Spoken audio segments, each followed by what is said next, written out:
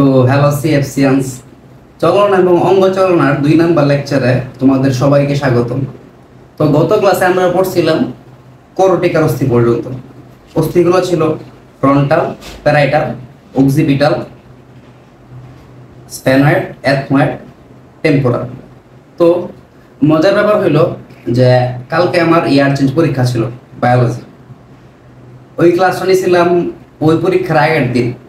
তো পরীক্ষায় একটা সৃজনশীল আসছিল এই অধ্যায় থেকে। একটা সৃজনশীল খুব ব্যতিক্রম ধর্মী ছিল। তো ব্যতিক্রম ধর্মী এই অর্থে কারণ সাধারণত এরকম সৃজনশীল আসে হচ্ছে অন্যান্য টপিক থেকে, গুরুত্বপূর্ণ টপিক থেকে, যেমন কশেরুকা থেকে আসে, অথবা কি বলে এটাকে হ্যাভার্সিয়ান তন্ত্র থেকে আসে। তো ওই সৃজনশীলটা ছিল সম্পূর্ণই আমার 1 নম্বর ক্লাস যে পর্যন্ত পড়াইছিলাম ওই পর্যন্ত। তো এটা আমার জন্য একটা ভাগ্যের ব্যাপার ছিল। তো যাই হোক, আজকে আমরা পড়বো মুখমণ্ডলীয় অস্থি। মুখমণ্ডলীয় অস্থির মধ্যে প্রথমে আসে আমাদের চোয়ালের অস্থি। তো আমাদের চোয়াল মূলত দুইটা, একটা হচ্ছে কি নিচের চোয়াল আর একটা হচ্ছে উপরের চোয়াল। তো নিচের চোয়াল বলা হয় ম্যান্ডিবল, লেকচার 2 আজকে। তো নিচের চোয়ালকে বলা হয় ম্যান্ডিবল, নিচের চোয়াল। আর যে উপরের চোয়াল আছে সেটাকে বলা হয় ম্যাক্সিলা। তো নিচের চোয়ালকে বলা হয় ম্যান্ডিবল, উপরের চোয়ালকে বলা হয় ম্যাক্সিলা। এই ম্যাক্সিলা আর ম্যান্ডিবল যদি আমি চিত্রের মাধ্যমে একটু দেখাই তোমাদেরকে, এরকম অনেকটা। ধরো এটা হচ্ছে চোয়াল, উপরেরটা হচ্ছে ম্যাক্সিলা, নিচেরটা হচ্ছে ম্যান্ডিবল। এই ম্যাক্সিলাটা দুইটা খণ্ডে বিভক্ত, অর্থাৎ ম্যান্ডিবলটা সম্পূর্ণটাই একটা অস্থি দ্বারা গঠিত, কিন্তু ম্যাক্সিলাটা দুইটা অস্থি দিয়ে গঠিত। তো দেখো ম্যান্ডিবলটা আমরা দেখতে পারতেছি এখানে এরকম, এটা একটা অস্থি দ্বারা গঠিত, আর ম্যাক্সিলা দুইটি অস্থি। তো ম্যান্ডিবল চিনলাম, ম্যাক্সিলা চিনলাম। আর একটা গুরুত্বপূর্ণ কথা হইলো এই ম্যাক্সিলা হচ্ছে বৃহত্তম বায়ুপূর্ণ অস্থি। কি বৃহত্তম বায়ুপূর্ণ অস্থি? বায়ুপূর্ণ বলতে হচ্ছে এখানে স্পঞ্জ অস্থিকে বোঝানো হয়েছে। এখন কোনটা স্পঞ্জ অস্থি, কোনটা নিরেট অস্থি, এগুলো আমরা আস্তে আস্তে জানবো। তো আপাতত এতটুকু মনে রাখো যে এটা হচ্ছে বৃহত্তম বায়ুপূর্ণ অস্থি। তারপরে আসো জাইগোমেটিক অস্থি। এখন জাইগোমেটিক অস্থি হচ্ছে চোখের নিচে হাত দিয়ে দেখবা, এখানে একটু একটু উঁচু জায়গা আছে, এটা হচ্ছে জাইগোমেটিক অস্থি। তো নাকের এই পাশে এক সাইড, অর্থাৎ এক চোখের নিচে একটা জাইগোমেটিক অস্থি, আর আরেক চোখের নিচে আরেকটা জাইগোমেটিক অস্থি। তো জাইগোমেটিক অস্থি মূলত কয়টা? দুইটা। তো জাইগোমেটিক অস্থি থেকে এই পর্যন্ত ছিল। এরপরে আছে নাজাল অস্থি। তো নাজাল অস্থি পড়ার আগে তোমরা নাসা কথাটার সাথে অনেক পরিচিত। ইংরেজিতে বলা হয় নাজা, NAS, নাজা। বা যদি নাসাল থাকে NASL, বা বাংলাতে যদি থাকে তাহলে থাকবে নাসা। এই তিনটা কথা যদি কোনো শব্দের সাথে থাকে তাহলে বুঝবা যে ওইখানে নাক সম্বন্ধীয় কিছু বলা হয়েছে। তো নাজা মানেই নাক, নাজা যে কথা, নাসাল যে কথা, বাংলাতে বলা হয় নাসা। যেমন ধরো নাসা গহব্বর মানে কি? নাসা গহব্বর মানে নাকের যে ছিদ্রটা আছে সেটাকে বলা হয় নাসা গহব্বর। তো এখানে আমরা নাজাল অস্থি করবো, অর্থাৎ নাকের মধ্যে যে অস্থিগুলো আছে। তো নাকের মধ্যে এইরকম অস্থিটা থাকে, এটা ধরো নাক। তো নাকের মধ্যে এইটুক তো কি থাকে, নরম থাকে, এটা ধরো নাকের অস্থি। তো নাকের অস্থি দুইটা খণ্ড থাকে, এই সাইডে একটা, এই সাইডে একটা। তার মানে নাকের অস্থি কয়টা? দুইটা। তো নাজাল অস্থি দুইটা, নাকের পৃষ্ঠদেশে অবস্থিত। তো নাজাল অস্থি গেল। নাজাল অস্থির পরে হচ্ছে ল্যাক্রিমাল অস্থি। এখন ল্যাক্রিমাল কি? অক্ষিকোটর। অক্ষিকোটর তো চিনো। কোটর মানে কি? কোটর মানে কোনো একটা কিছুর মধ্যে যদি একটু যেরকম থাকে, অর্থাৎ ভিতরে যদি গর্তের মতো থাকে তাকে বলা হয় কোটর। তোমরা কোটর শব্দটা গাছের ক্ষেত্রে বেশি শোনো, যে গাছের কোটরে বিভিন্ন সাপ থাকে, অথবা গাছের কোটরে বিভিন্ন পাখি বাসা বাঁধে। তো এই অক্ষিকোটর বলা হয় চোখের যে গর্তটা আছে সেটাকে বলা হয় অক্ষিকোটর। এখন এই অক্ষিকোটরে একটা অংশ আছে বা একটা হাড্ডি আছে, সেটাকে বলা হয় কি? ল্যাক্রিমাল হাড্ডি বা ল্যাক্রিমাল অংশ। তো এই ল্যাক্রিমাল অংশটা হচ্ছে চোখের মধ্যে থাকে। আর ল্যাক্রিমাল অস্থি কি গঠন করে? তো ল্যাক্রিমাল অস্থি এক নালীপথ গঠন করে, সেটা হচ্ছে নেজো ল্যাক্রিমাল নালীপথ। নেজো ল্যাক্রিমাল নালী। তো দেখো আমি একটু আগে করাইছি নেজো, নাজা বা নাসা যেখানে থাকবে তার মানে কি নাক সম্বন্ধীয়। আর ল্যাক্রিমাল কি অক্ষিকোটরের ল্যাক্রিমাল অস্থি বা ল্যাক্রিমাল অংশ। তো নেজো ল্যাক্রিমাল নালী এই কথাটার মানে কি, অর্থাৎ নাক থেকে ওই ল্যাক্রিমাল অংশ পর্যন্ত এক নালী গেছে, ওই নালীটার নাম হচ্ছে নেজো ল্যাক্রিমাল নালী। ওই নালীটা গঠন করে ল্যাক্রিমাল অস্থি। তোমরা ল্যাক্রিমাল অস্থি চিনতে পারলাম। দেখো এরপর আসে ইনফিরিয়র নেজাল কঙ্কা। এখন দুইটা শব্দের সাথে পরিচিত হও, একটা হচ্ছে কি সুপিরিয়র, একটা হচ্ছে ইনফিরিয়র। সুপিরিয়র মানে হচ্ছে উপরে, আর ইনফিরিয়র মানে হচ্ছে নিচে। সুপিরিয়র মানে হচ্ছে উপরে, ইনফিরিয়র মানে হচ্ছে নিচে। তো এটার নাম হচ্ছে অস্থিটার নাম হচ্ছে ইনফিরিয়র নেজাল কঙ্কা। এটা দুইটা থাকে নাসাগহ্বরের দুই পাশে অবস্থিত, অর্থাৎ নাসাগহ্বর থেকে দুই পাশে একটু নিচে অবস্থিত, যেহেতু নামের মধ্যে ইনফিরিয়র কথাটা আছে। তো এইগুলা চিত্রের মধ্যে দেওয়া নাই, একটু শর্টেজ আছে বইয়ে। এগুলো সম্পর্কে অনেক পড়াশোনা হইতে পারে, অনেক বিস্তারিত জানা যাইতে পারে, কিন্তু এইচএসসি লেভেলে জাস্ট কয়টা থাকে, কোথায় থাকে, এতটুকু জানলে যথেষ্ট। অতিরিক্ত যদি কেউ জানতে চায় সেটা তোমার জন্য বর্তমান পরিস্থিতিতে সময় নষ্ট হবে আর কি। দেখো নেজাল অস্থি বা জাইগোমেটিক অস্থি যদি কেউ দেখতে চাও তাহলে এই পাশের চিত্রটা থেকে দেখতে পারো। এই যে এখানে জাইগোমেটিক অস্থি দেওয়া আছে, আবার নেজাল অস্থি উল্লেখ করা আছে। এরপরে আসো ভোমার। তো এখান থেকে সবচেয়ে গুরুত্বপূর্ণ এমসিকিউর জন্য এটা হচ্ছে ভোমার। তো ভোমার প্রশ্ন আসে যে ভোমার কিসের অস্থি? ভোমার নাকের অস্থি এবং থাকে একটা। অন্য সবগুলো দেখো দুইটা করে আছে, একমাত্র ম্যান্ডিবল আর এই ভোমার কয়টা? একটা। এই মুখে মণ্ডলে যে অস্থিগুলো আছে বা আরো যতগুলো অস্থি আছে এগুলা মনে রাখার জন্য বিভিন্ন ছন্দ আছে।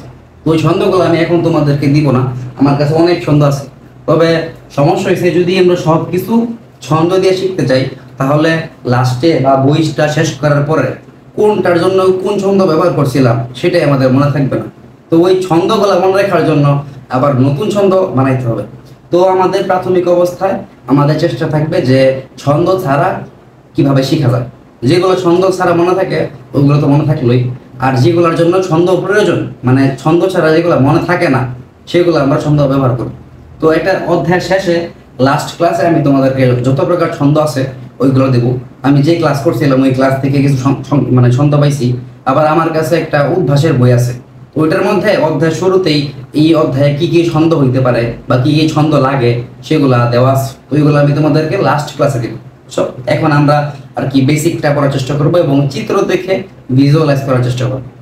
তো আমরা পড়ছি ইনফিরিয়র নাজাল কঙ্কা, এখন ভোমার পড়লাম, এখন হচ্ছে প্যালেটাইন অস্থি। এখন প্যালেটাইন অস্থির আগে পড়ার আগে তোমরা আগে বুঝো প্যালেট মানে কি। প্যালেট মানে হচ্ছে তালু। এই প্যালেটটা দুই প্রকার, একটা হচ্ছে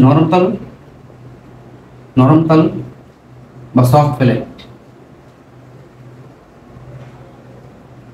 আর একটা হচ্ছে শক্ত তালু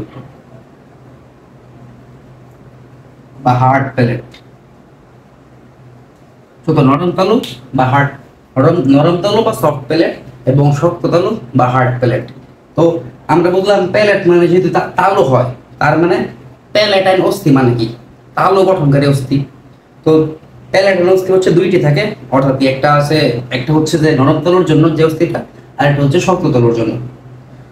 তো নাসা ব্যবহার প্যালেটাইন কঠিন তালু নাসা গহ্বরের পার্শ্ববাসী নির্মাণকারী অস্থি প্যালেটাইন অস্থি। তোমরা বুঝলাম। তো এখন আমরা একটা অস্থি বলছিলাম ওই যে গত ক্লাসে যে ছকটা পড়াইছিলাম ওইটার মধ্যে একটা বলছিলাম যেটা গুরুত্বপূর্ণ না, সেটা হচ্ছে হাইওয়েড অস্থি। এই হাইওয়েড অস্থিটা জিহ্বার গোড়ার দিকে থাকে। জিহ্বার গোড়া যে কথা পিছনের দিকে একই কথা। তো জিহ্বার গোড়ার দিকে দুইটা হাইওয়েড অস্থি থাকে, তবে এইটাকে অস্থির মধ্যে গণনা করা হয় না, বুঝছো? তবে কেন বইয়ের ছকের মধ্যে উল্লেখ করছে এটা জানি না, তবে এখানে বলা হয়েছে যে ওইগুলা অস্থি গণনার বাইরে। তো এই পর্যন্ত জানলে চলবে এটা নিয়ে। এইগুলা নিয়ে তো সৃজনশীল হইতে পারে না, কারণ তোমরা তো বুঝতে পারতেছো এগুলা কিন্তু জাস্ট এমসিকিউ এর জন্য, বা বেশিরভাগ ক্ষেত্রে এগুলোর মধ্যে ইনফরমেশন শর্টেজ আছে বা চিত্র দেওয়া নাই। তো এইগুলোর জন্য এমসিকিউ আসতে পারে অথবা নাও আসতে পারে, খুব কম গুরুত্বপূর্ণ, এত গুরুত্বপূর্ণ না। তবে সংখ্যাটা মনে রাখতে হবে আর কোন জায়গার মধ্যে আছে এটা মনে রাখলে চলবে। আমরা এই পর্যন্ত মুখমণ্ডল অস্থি শেষ করলাম, এখন আমরা পড়বো মেরুদণ্ড। তো দেখি রেকর্ডিং হয় কিনা। হ্যাঁ রেকর্ডিং হইতেছে। মাঝে মাঝে আর কি বন্ধ হয়ে যায়। 1 ঘন্টা ক্লাস দিয়েছি, পরে দেখি যে রেকর্ডই হয়নি, এরকম হয়েছে গতকাল। তো দেখো মেরুদণ্ড পড়ার আগে আমি তোমাদেরকে মেরুদণ্ডের মধ্যে কি কি থাকে সেগুলো একটু বোঝাই। মেরুদণ্ডের প্রত্যেকটা অংশকে বলা হয় কশেরুকা। কশেরুকা অনেকে কশেরুকা আর পোর্শকের মধ্যে একটু পেঁচ বাজায় ফেলে। তো কশেরুকা হচ্ছে মেরুদণ্ডের মধ্যে থাকে, আর পোর্শক হচ্ছে বুকের হাড্ডি বা পাঁজরের হাড্ডি। তো এটা বলা যাবে না। ঠিক কশেরুকা, মেরুদণ্ডে মোট 26টা কশেরুকা থাকে, তবে জন্মের সময় আমাদের থাকে 33টা। তো কেন 33টা থেকে 26টা হইলো ওইটার ব্যাখ্যা একটু করে দিতেছি। তো দেখো প্রথমেই থাকে, এটা যদি ধরো মেরুদণ্ড হয়, তো প্রথমেই থাকে হচ্ছে সার্ভাইকাল কশেরুকা। কি লিখি ফেলি, কশেরুকা লেখলাম না, তোমরা বুঝবা সার্ভাইকাল। তো সার্ভাইকাল মানে হচ্ছে গ্রীবাদেশীয়। আমি গত ক্লাসে বলছিলাম, আবার একটু বলতেছি, এগুলা এক একটার সাথে এক একটা কানেক্টেড। তো একটু যদি 2বার পড়া হয়ে যায় বা তোমার মনে হয় যে তুমি এটা পারো, তাহলে একটু স্পিড বাড়ায় দেখে নিব। তো সার্ভাইকাল মানে হচ্ছে গ্রীবাদেশীয়। গ্রীবা মানে হচ্ছে ঘাড়, সার্ভাইকাল মানে হচ্ছে গ্রীবাদেশীয়, গ্রীবা মানে হচ্ছে ঘাড়। এই সার্ভাইকাল কশেরুকা থাকে 7টা।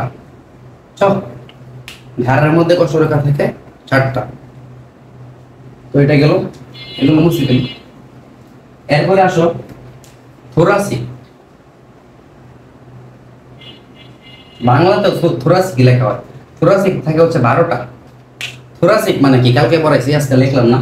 থোরাসিক মানে হচ্ছে বুকের মধ্যে, বুক, থোরাসিক অর্থ হচ্ছে বুক। তো বুকের মধ্যে যে কশেরুকাগুলো থাকে, বুকের মধ্যে বলতে মানুষের যে বুক অংশটা আছে, ওই বুক অংশের পিছনে মেরুদণ্ডের মধ্যে কশেরুকাগুলোকে থোরাসিক কশেরুকা বলা হয়। এই থোরাসিক কশেরুকাগুলো থাকে কত? 12টি। তো বুকের পরে কি আসে? পেট। তো পেটকে বলা হয় লাম্বার কশেরুকা। কি পেটের দিক দিয়ে, অর্থাৎ পেটের দিক দিয়ে মেরুদণ্ডের মধ্যে যে অস্থিগুলো থাকে তাদেরকে বলা হয় লাম্বার কশেরুকা। লাম্বারকে বলা হয় কটিদেশীয় কশেরুকা। আর কোটি শব্দের অর্থ হচ্ছে পেট। তো লাম্বার থাকে 5টা। তো লাম্বার মানে হচ্ছে কটিদেশীয় কশেরুকা, অর্থাৎ পেটের দিক দিয়ে মেরুদণ্ডের অংশগুলো, সেগুলোকে বলা হয় লাম্বার কশেরুকা। আর কোটি মানে হচ্ছে পেট। এটা একটু মুছে দিই। তো গেল সার্ভাইকাল, অর্থাৎ গ্রীবাদেশীয়, ঘাড় গেল, বুক গেল, পেট গেল। এখন কি আছে? এখন হচ্ছে এরপরে কি দেখানি, থোরাসিক, এরপর লাম্বার, এরপর হচ্ছে স্যাক্রাম। স্যাক্রাম কশেরুকা, এই স্যাক্রামটা হচ্ছে শ্রোণী চক্রের অংশ। শ্রোণী মানে কি? কোমর। তো দেখি চিত্র থেকে তোমাদেরকে দেখানো যায় কিনা আমাদের স্যাক্রামটা। এখানে আলাদা করে স্যাক্রাম, এই স্যাক্রাম আছে দেখো, এই যে আমাদের 277 পৃষ্ঠার মধ্যে, এই দেখো এখানে স্যাক্রাম অংশটা দেখানো আছে। ওই স্যাক্রাম অঞ্চলে যে কশেরুকাগুলো থাকে সেগুলোকে বলা হয় স্যাক্রাম কশেরুকা। স্যাক্রাম কশেরুকা। এরপর আসে কক্সিস।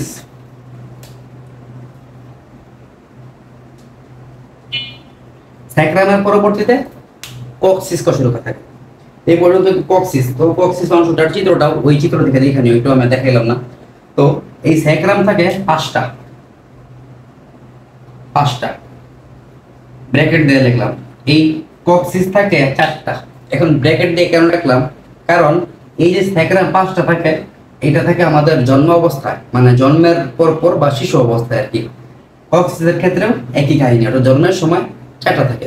তো আমরা যত বয়স বাড়ে তত কি হয়, এই স্যাক্রামের যে কশেরুকাগুলো আছে 5টা কশেরুকা, এগুলো পরস্পরের সাথে যুক্ত হয়ে যায়। ওই যুক্ত হয়ে 5টা মিলে একটা গঠন করে, একটা কশেরুকা গঠন করে। তো এই জন্য পরবর্তীতে এটা সংখ্যা হয়ে যায় 1টা। আর কক্সিসের ক্ষেত্রেও 4টা থাকে জন্মের সময় বা ছোটবেলায়। পরবর্তীতে আমরা যখন একটু বয়স্ক হই তখন এইটা জোড়া লেগে 1টা হয়ে যায়। তো এই জন্য মূলত আমাদের যে কশেরুকা বা মেরুদণ্ডের হাড্ডি 26টা, জন্মের সময় ছিল 33টা। এই যদি যোগ করো, এটা যদি 5 ধরো আর 4 ধরো তাহলে হবে 33টা, আর এটা যদি 1 ধরো তাহলে হবে 26টা। আশা করি বুঝতে পারছি। এখন দেখি কিছু ভাগ করছি কিনা। তো এখন দেখো, আর এই সার্ভাইকাল কশেরুকা থাকে 7টা। এর মধ্যে প্রথম যে থাকে তাকে বলা হয় অ্যাটলাস। প্রথম অর্থাৎ সার্ভাইকাল আমাদের মানে কশেরুকার সর্বোচ্চ যে কশেরুকাটা থাকে, সবচেয়ে উঁচায় যে কশেরুকাটা থাকে তাকে বলা হয় অ্যাটলাস, বা আরেকভাবে বলা যায় যে প্রথম সার্ভাইকাল কশেরুকাকে অ্যাটলাস বলে। আবার দ্বিতীয় সার্ভাইকাল কশেরুকা আছে, সেটাকে বলা হয় অ্যাক্সিস। অর্থাৎ প্রথম সার্ভাইকাল কশেরুকা বলা হয় অ্যাটলাস এবং দ্বিতীয় সার্ভাইকাল কশেরুকা বলা হয় অ্যাক্সিস। তো আমরা এটা বুঝলাম। আচ্ছা দেখি কিছু বাদ পড়ছে কিনা। তো অ্যাটলাস থেকে কক্সিস পর্যন্ত প্রলম্বিত সুষুম্না কাণ্ডকে ঘিরে অবস্থিত একসারি কশেরুকা নিয়ে গঠিত দেহকে আচ্ছা মেরুদণ্ডের সংজ্ঞাটা দেওয়া আছে, তো সংজ্ঞাটা লাগবে না, তোমরা বুঝবা। আর মেরুদণ্ডের প্রত্যেকটা কশেরুকার ভিতরে একটা ফাঁকা জায়গা থাকে, ওই ফাঁকা জায়গার মধ্যে স্পাইনাল কর্ড থাকে বা সুষুম্না কাণ্ড, ওটার ব্যাখ্যা একটু পরে দিব। তো এখান থেকে যেটা মনে রাখার বিষয় হচ্ছে সেটা হচ্ছে মেরুদণ্ডের অপর নামগুলা। তো দেখো মেরুদণ্ডের অপর নাম ইংরেজিতে লেখা আছে ভার্টিব্রাল কলাম, অর্থাৎ ভার্টিব্রা মানে কি, কশেরুকার ইংরেজি হচ্ছে ভার্টিব্রা। গত ক্লাসে বলছিলাম, আজকে লেখাইলাম না। তো ভার্টিব্রাল কলাম বলতে পারো, অথবা অনেকে বলে শির দ্বারা, অথবা কি বলে স্পাইন বলে, স্পাইনাল কলাম বলে। তো 33টি কেন হইলো 26টি, এটা বুঝেছি। তো এখন দেখো কশেরুকার গঠন, আদর্শ কশেরুকার গঠন। এখন আদর্শ কশেরুকা মানে কি? আদর্শ কশেরুকা মানে হচ্ছে যে কশেরুকার মধ্যে প্রায় সবগুলা কশেরুকার বৈশিষ্ট্য আছে, সেটাকে বলা হয় আদর্শ কশেরুকা। আমরা যারা আদর্শ গ্যাস করছি তারা তো জানি, মানে আদর্শ গ্যাসের কিন্তু কোনো বাস্তব অস্তিত্ব নাই। আমাদের প্রত্যেকটা গ্যাসই আদর্শ গ্যাসের মতো আর কি, মানে আদর্শ রূপটা হচ্ছে ওইটা, কিন্তু বাস্তবে কোনো আদর্শ গ্যাস পাওয়া যায় না। তো সেরকম ভাবে একটা আদর্শ গঠন কশেরুকার গঠন চিন্তা করা হয়েছে, যেটার মধ্যে সবগুলা কশেরুকার মোটামুটি বৈশিষ্ট্য আছে। দেখো এখন কশেরুকার যে বডি, অর্থাৎ কশেরুকার যে মেইন বডি, সেটাকে বলা হয় সেন্ট্রাম। তো এটা বোঝার ক্ষেত্রে আমি আর আঁকলাম না, আঁকলে চিত্রটা একটু ভালো হবে না, আমার চিত্র আঁকা ভালো না। তো তোমরা এইটা একটু বোঝার জন্য পরবর্তী পৃষ্ঠাটা, সেটা হচ্ছে 280 পৃষ্ঠার মধ্যে একটা আদর্শ কশেরুকার চিত্র দেওয়া আছে, সুন্দর করে দেওয়া আছে, সেটা একটু দেখবা। আমি একটু এটা আর কি এইখান থেকে পড়াবো আর ওইখান থেকে বুঝাবো আর কি। দেখো প্রথমে হচ্ছে সেন্ট্রাম বা ভার্টিব্রাল বডি। তো সেন্ট্রামটা কোথায় আগে দেখে নাও, এটা হচ্ছে সেন্ট্রাম, ভার্টিক্যাল বডি। এই যে কি বলে এটা, কি হলুদ কালার অংশটা নিচের দিকে, এটা হচ্ছে ভার্টিক্যাল বডি বা সেন্ট্রাম বলে। ভার্টিক্যাল বডির উপর নাম হচ্ছে সেন্ট্রাম। তো এটি কশেরুকার বৃহত্তম সম্মুখস্থ স্থূল অংশ, অর্থাৎ বৃহত্তম, এটা কশেরুকার সবচেয়ে বড় অংশ এবং সামনের দিকে থাকে। এটি দেখতে ডিম্বাকার রডের খণ্ডের মতো। এখন কেন এটাকে ডিম্বাকার রডের খণ্ড বলা হইলো? ধরো আমি রড আঁকলাম বড় ডিম্বাকার, এটা যদিও কিসের ডিম আমি জানি না, আঁকলাম আর কি। তো এই ডিম্বাকার রড থেকে আমি যদি একটা অংশ কেটে দিই, ধরো আমি এই অংশটা কাটবো, এই অংশটা আমি কেটে ফেললাম আর কি। তো এই অংশ কেটে ফেলার পরে যে গঠনটা থাকবে আমাদের, এটা যদি আমি একটু এইভাবে ঘুরায়া করি তাহলে কিন্তু এই যে এরকম হবে অনেকটা, মানে এটার পার্শ্ব চিত্রটা এরকম হবে, আমরা তো সামনে দেখে রাখতেছি। তো এটা হচ্ছে কি সেন্ট্রাম, এরকম একটা গঠন সেন্ট্রামের গঠন। তো ডিম্বাকার রডের একটি খণ্ডের মতো বুঝছি। তারপরে এই কশেরুকাগুলার মাঝখানে, এই কশেরুকাগুলা তো আমরা শিখলাম যে 26টা কশেরুকা থাকে।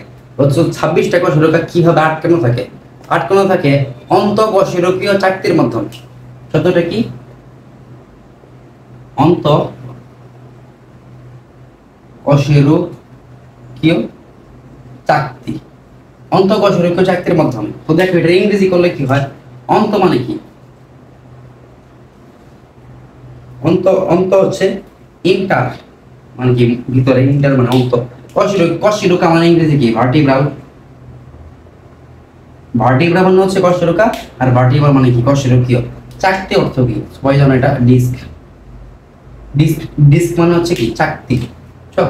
ডিস্ক মানে হচ্ছে চাকতি। তো অন্তঃকশেরুকীয় চাকতির মাধ্যমে এই যে কশেরুকাগুলো আছে সেগুলা পরস্পরের সাথে যুক্ত থাকে, যেটা বললাম। তো সেন্ট্রাম শক্ত, পুরু ও স্পঞ্জ অস্থি নির্মিত। এখন শক্ত বুঝলা, পুরু বুঝলা, কিন্তু স্পঞ্জ অস্থিটা কি?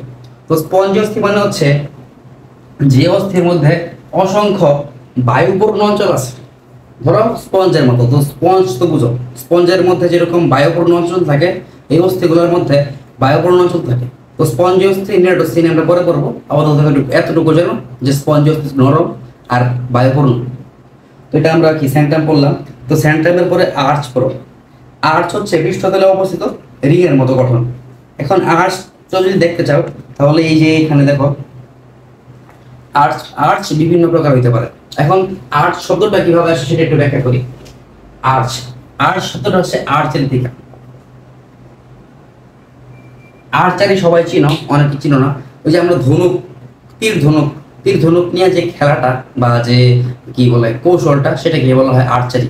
আমাদের বাংলাদেশের একজন অন্যতম দক্ষ আর্চার ছিলেন, নাম ছিল রোমান সানা, এখনো আছেন, তবে ওনাকে কেন জানি 1 বছরের জন্য নিষিদ্ধ করা হয়েছে। তো যাই হোক, তো আর্চ, আর্চ কথাটা আসছে আর্চারি থেকে। তো ধনুক কিরকম হয়, এরকম বাঁকানো, অর্থাৎ আর্চ যেখানে পাবা সেখানে বুঝবা একটু বাঁকানো অংশ আছে, বুঝছো? আর এই আর্চটা যদি হয় ভার্টিব্রাল আর্চ, তার মানে কি এই ভার্টিব্রা অর্থাৎ মেরুদণ্ডের অংশের মধ্যে যে আর্চটা আছে সেটাকে বলা হয় ভার্টিব্রাল আর্চ। তো এই চিত্র থেকে যদি দেখো 280 পৃষ্ঠা, এই দেখো লাল অংশটা হচ্ছে ভার্টিব্রাল আর্চ, একটু বাঁকানো ধনুকের মতো, তো এটাকে বলা হয় ভার্টিব্রাল আর্চ। আর পরবর্তীতে আমরা যে টপিকগুলো পড়বো অর্থাৎ যে নামগুলো পড়বো সবগুলাই ভার্টিব্রাল আর্চ থেকে গঠিত হয় বা ভার্টিব্রাল আর্চে অবলম্বিত থাকে। দেখো আমরা ভার্টিব্রাল আর্চ করলাম। এখন বলো পেডিকল। পেডিকল হচ্ছে খাটো শক্ত গঠন, এতটুকু মনে রাখলে চলবে। এছাড়া পেডিকল এখানে দেওয়া নাই, চিত্র দেওয়া নাই, তো এতটুকু মনে রাখলেই চলবে, এক্সট্রা দেওয়া নাই। এখন আসো ট্রান্সভার্স প্রসেস। তো ট্রান্সভার্স প্রসেস পড়ার আগে আমাদেরকে বুঝতে হবে ট্রান্সভার্স মানে কি। ট্রান্সভার্স মানে হচ্ছে আড়াআড়ি, আর প্রসেস, প্রসেস মানে কি? ট্রান্সভার্স মানে আড়াআড়ি, আর প্রসেস বলতে আমরা নর্মালি কোনো কি প্রক্রিয়া বোঝাই, কিন্তু এই প্রসেস বলতে সেই প্রসেস বোঝায় না। এই প্রসেস মানে হচ্ছে প্রলম্বিত অংশ।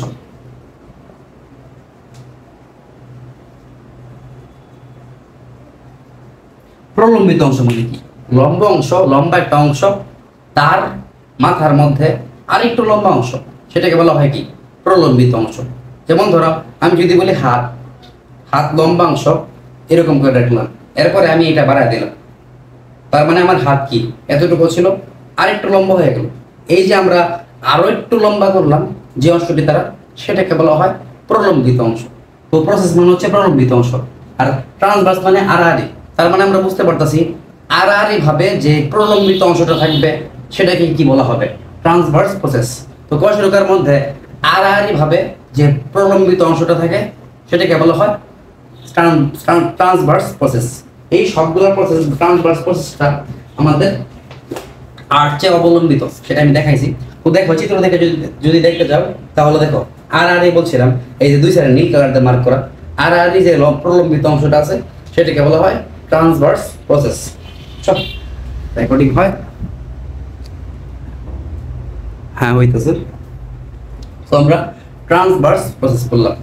তো উভয় পাশে পেডিকল এবং ল্যামিনা সংযোগস্থল থেকে উদিত পার্শ্ব প্রবর্তন। তো ল্যামিনা আমরা এখন পড়বো আর কি। তো দেখো ল্যামিনা কি? উভয় পাশে ট্রান্সভার্স ও স্পাইনাল প্রসেসের মাঝখানে অবস্থিত চওড়া চাপা তির্যক ও ঢালু প্লেটের মতো অস্থি। তো ল্যামিনা জিনিসটা,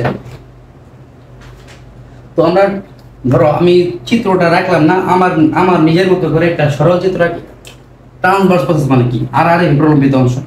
ধরো এটা হচ্ছে কি, এটা হচ্ছে যে ভার্টিক্যাল বডি, এটা হচ্ছে ট্রান্সভার্স প্রসেস, এটাও ট্রান্সভার্স প্রসেস। আরেকটা প্রসেস করবা সেটা হচ্ছে স্পাইনাস প্রসেস। সেই স্পাইনাস প্রসেসটা একটু উপরের দিকে থাকে, অর্থাৎ সোজাসুজি অবস্থা থাকে, এটাকে বলা হয় স্পাইনাস প্রসেস। এই স্পাইনাস প্রসেস আর ট্রান্সভার্স প্রসেসের মাঝখানে যে অংশটা থাকে সেটাকে বলা হয় কি? ল্যামিনা। বুঝতে পারছো? দেখো ল্যামিনা হচ্ছে উভয় পাশে ট্রান্সভার্স ও স্পাইনাস প্রসেসের মাঝখানে অবস্থিত অংশ। আর্টিকুলার প্রসেস উভয় পাশে ল্যামিনা ও পেডিকল, ল্যামিনা ও পেডিকলের সংযোগস্থল থেকে উদ্গত। তো ল্যামিনা কোনটা? ল্যামিনা হচ্ছে, এখানে ল্যামিনার কথা বলা নাই, তো আমি যেটা বললাম ল্যামিনা, তো ল্যামিনা আর এইদিকে ধরো তাকে অনুমান করো পেডিকল, যেহেতু দেওয়া নাই কিছু করার নেই। তো ল্যামিনা আর পেডিকলের মাঝখান থেকে উদ্গত যে অংশটা সেটাকে বলা হয় আর্টিকুলার প্রসেস। এখন সরি এখানে দেওয়া আছে, এই দেখো আর্টিকুলার প্রসেস যে হলুদ কালার, আমি যেটা বলছিলাম ঠিকই এই অবস্থায় থাকে। তো এটা হচ্ছে আর্টিকুলার প্রসেস, যে হলুদ কালার অংশটা দেওয়া আছে। এই আর্টিকুলার প্রসেস আবার 2 প্রকার হতে পারে। একটা হচ্ছে কি সুপিরিয়র আর্টিকুলার প্রসেস, আরেকটা হচ্ছে ইনফিরিয়র আর্টিকুলার প্রসেস। তো আমরা একটু আগে পড়ছি যে সুপিরিয়র মানে কি উপরে বা উঁচু, আর ইনফিরিয়র মানে হচ্ছে নিচে বা নিচু। তো তো দেখো এই এরকম থাকে মূলত। তো এটা যেহেতু উপরে এটা কি সুপিরিয়র, এই যেহেতু নিচে এটা কি ইনফিরিয়র আর্টিকুলার প্রসেস। তো চিত্র থেকে দেখতে পারবা যে হলুদ কালার অংশটা, এর মধ্যে একটা একটু লম্বা আর একটা একটু কি খাটো, তার মানে এটা হচ্ছে যে সুপিরিয়র আর্টিকুলার প্রসেস আর এটা হচ্ছে ইনফিরিয়র আর্টিকুলার প্রসেস। তো আমরা এই পর্যন্ত পড়লাম। এরপরে আছে স্পাইনাস প্রসেস। স্পাইনাস প্রসেস আমি দেখাইছি, ওই যে লম্বা অংশ খারাপ, এই দেখো নীল কালার দেওয়া দাগ করা আছে, সেটা হচ্ছে স্পাইনাস প্রসেস, অর্থাৎ সোজাসুজি যে থাকে সেটাকে বলা হয় স্পাইনাস প্রসেস, লম্বালম্বি প্রলম্বিত অংশ। তো এখন এই পর্যন্ত পড়লাম। এখন দেখো একটা স্পাইনাস প্রসেসটা নর্মালি আমরা এখানে দেখছি কি একটা খণ্ড, কিন্তু দ্বিতীয় থেকে ষষ্ঠ কশেরুকার মধ্যে, অর্থাৎ কি সার্ভাইকাল কশেরুকার মধ্যে 2 নম্বর থেকে 6 নম্বর সার্ভাইকাল কশেরুকার মধ্যে এই স্পাইনাস প্রসেসটা 2 খণ্ড থাকে। এখন আমরা পড়ছিলাম যে কি বলে সার্ভাইকাল কশেরুকার প্রথম যে কশেরুকা তার নাম হচ্ছে অ্যাটলাস, আর দ্বিতীয় যে কশেরুকা তার নাম হচ্ছে অ্যাক্সিস। অর্থাৎ যেহেতু 2 থেকে 6 পর্যন্ত কশেরুকার মধ্যে এই কি বলে স্পাইনাস প্রসেসটা 2 খণ্ড থাকে, তার মানে অ্যাক্সিসের মধ্যে অর্থাৎ দ্বিতীয় সার্ভাইকাল কশেরুকার মধ্যে এইটা 2 খণ্ড থাকবে। তো দেখো এইটা হচ্ছে অ্যাক্সিস, অর্থাৎ কি দ্বিতীয় সার্ভাইকাল কশেরুকা। অ্যাক্সিসের যে স্পাইনাস প্রসেসটা থাকে সেটা দ্বিখণ্ডিত, বুঝতে পারছো? তো আমরা পড়লাম, অর্থাৎ দ্বিতীয় থেকে ষষ্ঠ সার্ভাইকাল কশেরুকার যে স্পাইনাস প্রসেস অর্থাৎ লম্বালম্বি যে প্রলম্বিত অংশটা আছে সেটা দ্বিখণ্ডিত, আর বাকি সবগুলোর একখণ্ডিত। কিছু কিছুর ক্ষেত্রে থাকেই না স্পাইনাস প্রসেসটা, তো সেটা আমরা পরবর্তীতে করবো। তো এখন আমরা যেটা বলবো সেটা হচ্ছে ইন্টারভার্টিব্রাল ফোরামেন। তো ইন্টারভার্টিব্রাল ফোরামেন কথাটার অর্থ মানে কি, বা ইন্টার মানে কি অন্ত কশেরুকীয় গহ্বর, অন্ত মানে হচ্ছে ইন্টার, কশেরুকীয় ইংরেজি হচ্ছে ভার্টিব্রাল, আর গহ্বর মানে হচ্ছে ফোরামেন। বায়োলজিতে যেখানে ফোরামেন কথাটা দেখবা সেখানে বুঝবা যে সেটা কি গহ্বর বুঝাইছে। তো গহ্বর মানে কি একটা ছিদ্র, বুঝতে পারছো? দেখো এখন ইন্টারভার্টিব্রাল ফোরামেনটা যদি তুমি চিত্র থেকে দেখো, সেটা হচ্ছে এই যে সাদা যে অংশটা আছে সেটাকে বলা হয় ইন্টারভার্টিব্রাল ফোরামেন। তো এটার একটা অপর নাম আছে, এই অপর নামটা বুঝার আগে তো তোমরা বুঝতে পারবা আরেকটা জিনিস বুঝাই দিতে হবে, সেটা হচ্ছে দেখো আমাদের এটা হচ্ছে মস্তিষ্ক। মস্তিষ্ক কিন্তু শুধুমাত্র এই অংশটুকু না, এই যে অংশটুকু আছে এটাকে বলা হয় সুষুম্নাকাণ্ড। এই অংশটুকুর সাথে সরাসরি কানেক্টেড, অর্থাৎ সুষুম্নাকাণ্ডটা মস্তিষ্কের একটা অংশ। এটা থাকে মেরুদণ্ডের ভিতরে।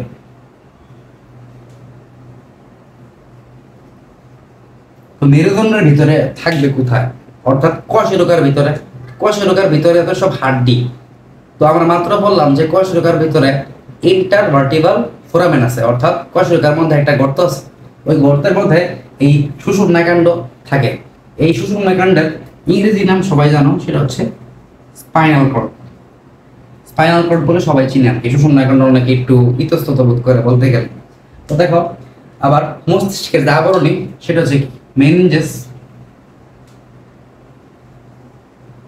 মেনিনজেস তো সেম ভাবে এই যে স্পাইনাল কর্ড আছে, স্পাইনাল কর্ডের আবরণীর নামও কি মেনিনজেস। মস্তিষ্ক কি কোষ দ্বারা গঠিত, নিউরন কোষ দ্বারা।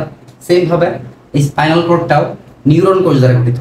তো যেহেতু এটা নিউরন কোষ দ্বারা গঠিত, তাই এই যে ইন্টারভার্টিব্রাল ফোরামেন আছে, এই ফোরামেনের অপর নাম হচ্ছে নিউরাল ছিদ্র। বুঝছো তো কেন নিউরাল ছিদ্র, অর্থাৎ কারণ এটা যেহেতু সুষুম্নাকাণ্ড থাকে ভিতরে, সুষুম্নাকাণ্ড গঠিত নিউরন কোষ দ্বারা, এই জন্য ওই যে গহ্বরটা তাকে অনেকে নিউরাল ছিদ্র বলে থাকে। তবে ইন্টারভার্টিব্রাল ফোরামেনটা বলা বেশি মানে সঙ্গত আর কি, কেউ শুনলে বুঝতে পারবে যে ওটা ভার্টিব্রাল মধ্যবর্তী যে গহ্বরটা আছে সেটা।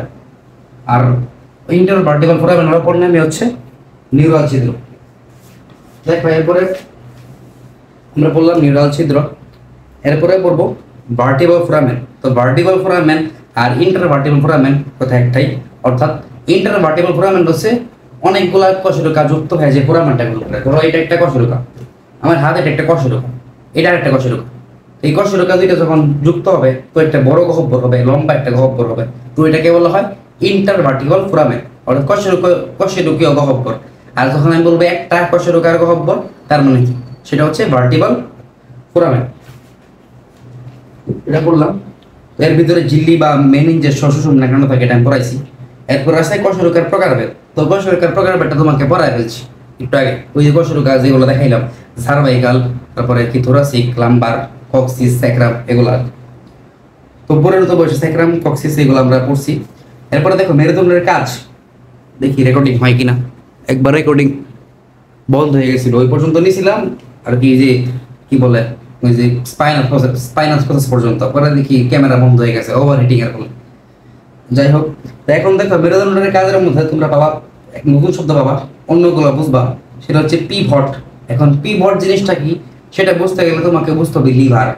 এখন লিভারটা এই অধ্যায় শেষে আছে, আমি ওই সময় যখন বুঝাবো তখন পিভটটা বুঝে ফেলবো আর কি। পিভট, পিভট, ভার, প্রচেষ্টা, এই তিনটা অংশ সমন্বয়ে একটা লিভার গঠিত হয়। তো ওইগুলোর কাজ কিভাবে কাজ করে সবগুলো বুঝবা পরবর্তীতে। তো এখন পিভট শব্দটার অর্থ বোঝার দরকার নাই, পরে যখন পড়বা অটোমেটিক বুঝবা।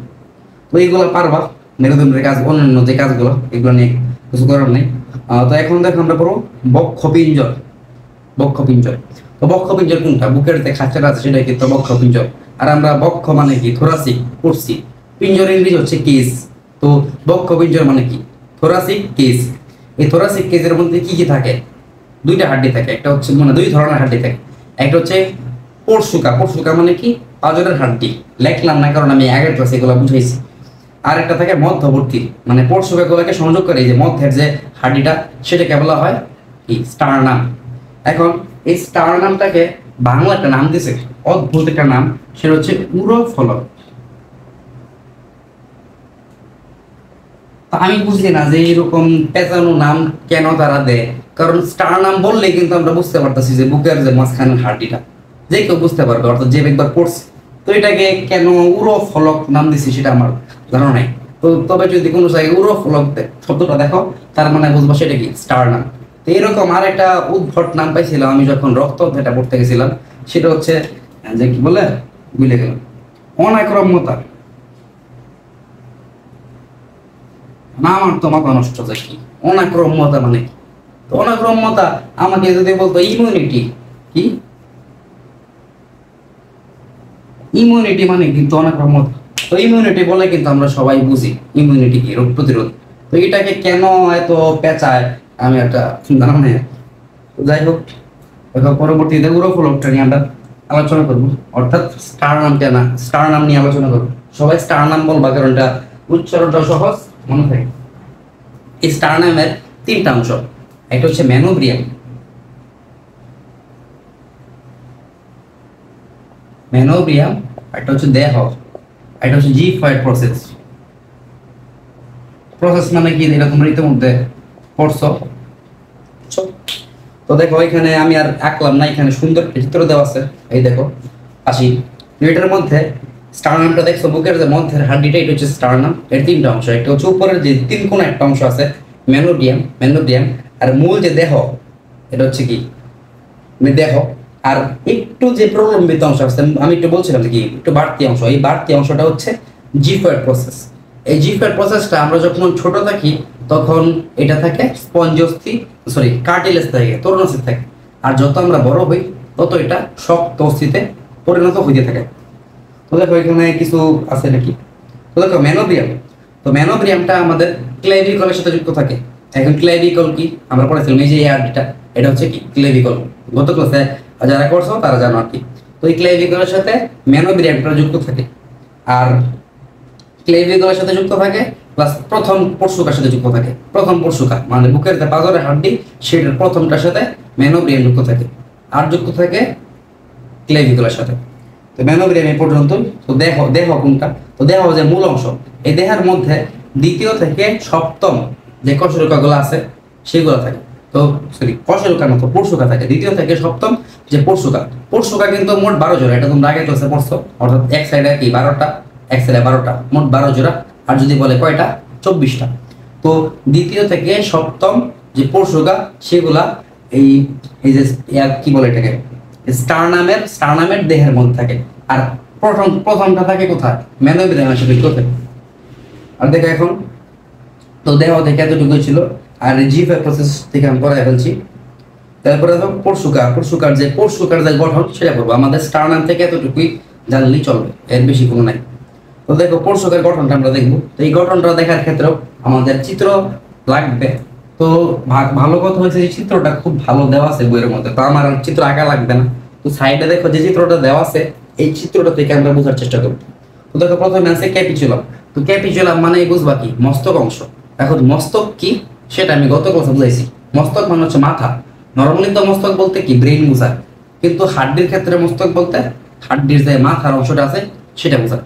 তো দেখো এই যে পরশুকাগুলা কিন্তু মেরুদণ্ডের সাথে যুক্ত আছে, আবার আমাদের স্টারনামের সাথে যুক্ত আছে। পিছন দিক দিয়া মেরুদণ্ডের সাথে যুক্ত, আর সামনের দিক দিয়া স্টারনামের সাথে যুক্ত আছে। তো এই ক্যাপিচুলাম মানে হচ্ছে পরশুকার মস্তক, অর্থাৎ পরশুকার মাথা। তো পরশুকার মাথা যুক্ত থাকে কশেরুকার সাথে।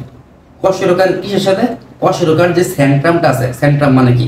ওই যে শক্ত অংশ আমরা একটু আগে পড়ছি, ওই সেন্ট্রামের সাথে যুক্ত থাকে এই ক্যাপিচুলাম অংশটা। এই যে যদি তুমি চিত্র দেখো তাহলে দেখো এই যে চিত্র মস্তক বলা আছে যেটা, এটা হচ্ছে পরশুকার মস্তক অর্থাৎ ক্যাপিচুলাম। এই ক্যাপিচুলামটা যে বক্ষ দৃশ্য কশেরুকা, অর্থাৎ যেহেতু পরশুকাগুলা কি বুকের মধ্যে থাকে, তাই ওই থোরাসিক কশেরুকার যে সেন্ট্রাম আছে সেন্ট্রামের সাথে যুক্ত থাকে। এরপরে আসো টিউবারকল। এখন টিউবারকল জিনিসটা কি? টিউবারকল হচ্ছে ওই যে মাথা বা মস্তকের একটু বড় অংশ। এই টিউবারকল যুক্ত থাকে থোরাসিক কশেরুকার ট্রান্সভার্স প্রসেসের সাথে। এখন ট্রান্সভার্স প্রসেস কি সেটা তোমরা একটু আগে পড়ছো, অর্থাৎ এই যে প্রলম্বিত অংশ থাকে সেটার সাথে যুক্ত থাকে টিউবারকল। চিত্র দেখলে বুঝবা। এই দেখো এই যে এই যে প্রসেসটা আছে ট্রান্সভার্স প্রসেস, সেটার সাথে টিউবারকল যুক্ত আছে, এটা হচ্ছে টিউবারকল। এরপর আসো অ্যাঙ্গেল মানে কি? অ্যাঙ্গেল মানে হচ্ছে একটু কি বেঁকা থাকবে। অ্যাঙ্গেল বাংলা শব্দ হয়তো কোণ, তার মানে একটু বাঁকা থাকবে, একটু উঁচু থাকবে। এই দেখো এখানে যে উচ্চ অংশটা আছে সেটাকে বলা হয় অ্যাঙ্গেল। আর অ্যাঙ্গেলের পরবর্তী যে মেইন অর্থাৎ এক রকম যে অংশটা আছে সেটাকে বলা হয় শাফট। এই শাফটটা আমাদের শরীরের সামনের দিকে থাকে, অর্থাৎ এটা ছিল কি স্টারনাম। এরপরে যে এই অংশগুলা এই অংশ অর্থাৎ পরশুকাগুলা সেগুলো হচ্ছে শ্যাফট। তো এই পর্যন্ত আমরা পড়লাম। শ্যাফটের পরে আছে কোস্টাল কার্টিলেজ। এখন কোস্টাল কার্টিলেজ নামটা তোমরা বুঝতে পারবা। আমি যদি লিখি কোস্টাল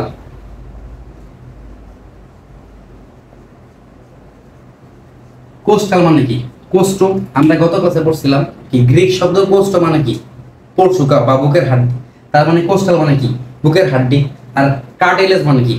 গত ক্লাসে পড়ছিলাম কার্টিলেজ মানে হচ্ছে তরুণাস্থি, অর্থাৎ বুকের হাড্ডির মধ্যে তরুণাস্থি থাকবে। এখন কোথায় থাকবে? সেটা থাকবে স্টারনামে। তো এই পরশুকাগুলা স্টারনামের সাথে যে অংশে যুক্ত হয় সেখানে তরুণাস্থি থাকে, ওই তরুণাস্থির নামই হলো কোস্টাল কার্টিলেজ। বুঝতে পারছো? তো এই পর্যন্ত বললাম কোস্টাল তরুণাস্থি বা কোস্টাল কার্টিলেজ। এখন দেখো আমরা বলবো কশেরুকার যে প্রকারভেদ আছে। এই কশেরুকার প্রকারভেদের মধ্যে আছে সেটা হচ্ছে প্রকৃত পরশুকা, প্রকৃত, অপ্রকৃত, আর একটা হচ্ছে ভাসমান। প্রকৃত গুণগুলো আমরা জানি মোট কশেরুকা থাকে কয় জোড়া? 12 জোড়া। তো এখন আমরা জোড়ায় জোড়ায় পড়বো। তো এইখান থেকে স্যাররা প্রশ্ন করে যে কয়টি থাকে বা প্রকৃত পরশুকা কয়টি, কিন্তু আমরা পরে জোড়া। তো এখানে গিয়ে পরীক্ষার মধ্যে অনেকে প্যাচ লাগাই ফেলো, তো এটা একটু মাথায় রেখে। তো 1 থেকে 7 পর্যন্ত যে পরশুকাগুলো থাকে সেগুলোকে বলা হয় প্রকৃত পরশুকা। 1 নাম্বার পরশুকা কোথায় যুক্ত থাকে? স্টারনামের যে মেনোব্রিয়াম আছে সেটার মধ্যে। আর 2 থেকে 7 পর্যন্ত যুক্ত থাকে হচ্ছে স্টারনামের যে দেহ অংশটা আছে সে দেহের সাথে। এই পর্যন্ত গেল প্রকৃত পরশুকা। এরপরে আসে অপ্রকৃত পরশুকা। অপ্রকৃত পরশুকা হচ্ছে 8, 9, 10। 8, 9, 10 এই তিনটা হচ্ছে অপ্রকৃত পরশুকা। এখন প্রশ্ন আসতে পারে যে কেন এটা অপ্রকৃত পরশুকা? তো একটু পড়ি দেখো। এখানে অষ্টম, নবম ও বক্ষ দেশীয় কশেরুকা থেকে উৎপন্ন হয়ে স্টারনামে যুক্ত না হয়ে সপ্তম জোড়া পরশুকার সাথে যুক্ত হয়। তো বুঝছো? তো এখানে 1 থেকে 7 পর্যন্ত যেগুলা এগুলো সবগুলোই হচ্ছে স্টারনামের সাথে যুক্ত থাকে। কিন্তু এই যে পরশুকাগুলো অর্থাৎ 8 নাম্বার 9 নাম্বার ও 10 নাম্বার জোড়া যে পরশুকাগুলো আছে সেগুলো স্টারনামে যুক্ত হয় না, সেগুলো 7 নাম্বারের সাথেই যুক্ত হয়।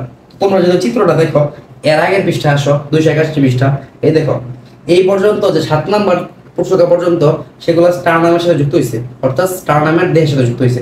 কিন্তু এই যে দেখো 8 9 10 এগুলো কিন্তু সরাসরি স্টারনামের সাথে যুক্ত হয় না, এইগুলো 7 নাম্বারের সাথে 7 নাম্বারের সাথে তিনটা মিলে যুক্ত হয়েছে, এই জন্য এগুলোকে অপবৃত্ত পরশুকা বলা হয়।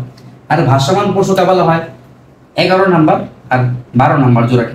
এখন কেন ভাসমান পরশুকা বলা হয় এটা চিত্র দেখলে বুঝতে পারবো। এই দেখো চিত্রে কিন্তু তুমি ভাসমান পরশুক অর্থাৎ 10 পর্যন্ত পাবে, এখানে 11 12 কিন্তু সামনের দিকে দেওয়া নাই, ওই দেখো একটু পিছনের দিকে খেয়াল করলে পাবা, এই দেখো এখানে 11 আর এখানে 12 নাম্বার। তো এটা কি হয়, এটা শুধুমাত্র মেরুদণ্ড থেকে বের হয় আর সামনের দিকে আর যুক্ত হয় না, ভাসমান অবস্থায় থাকে, এই জন্য এটাকে বলা হয় ভাসমান পরশুক।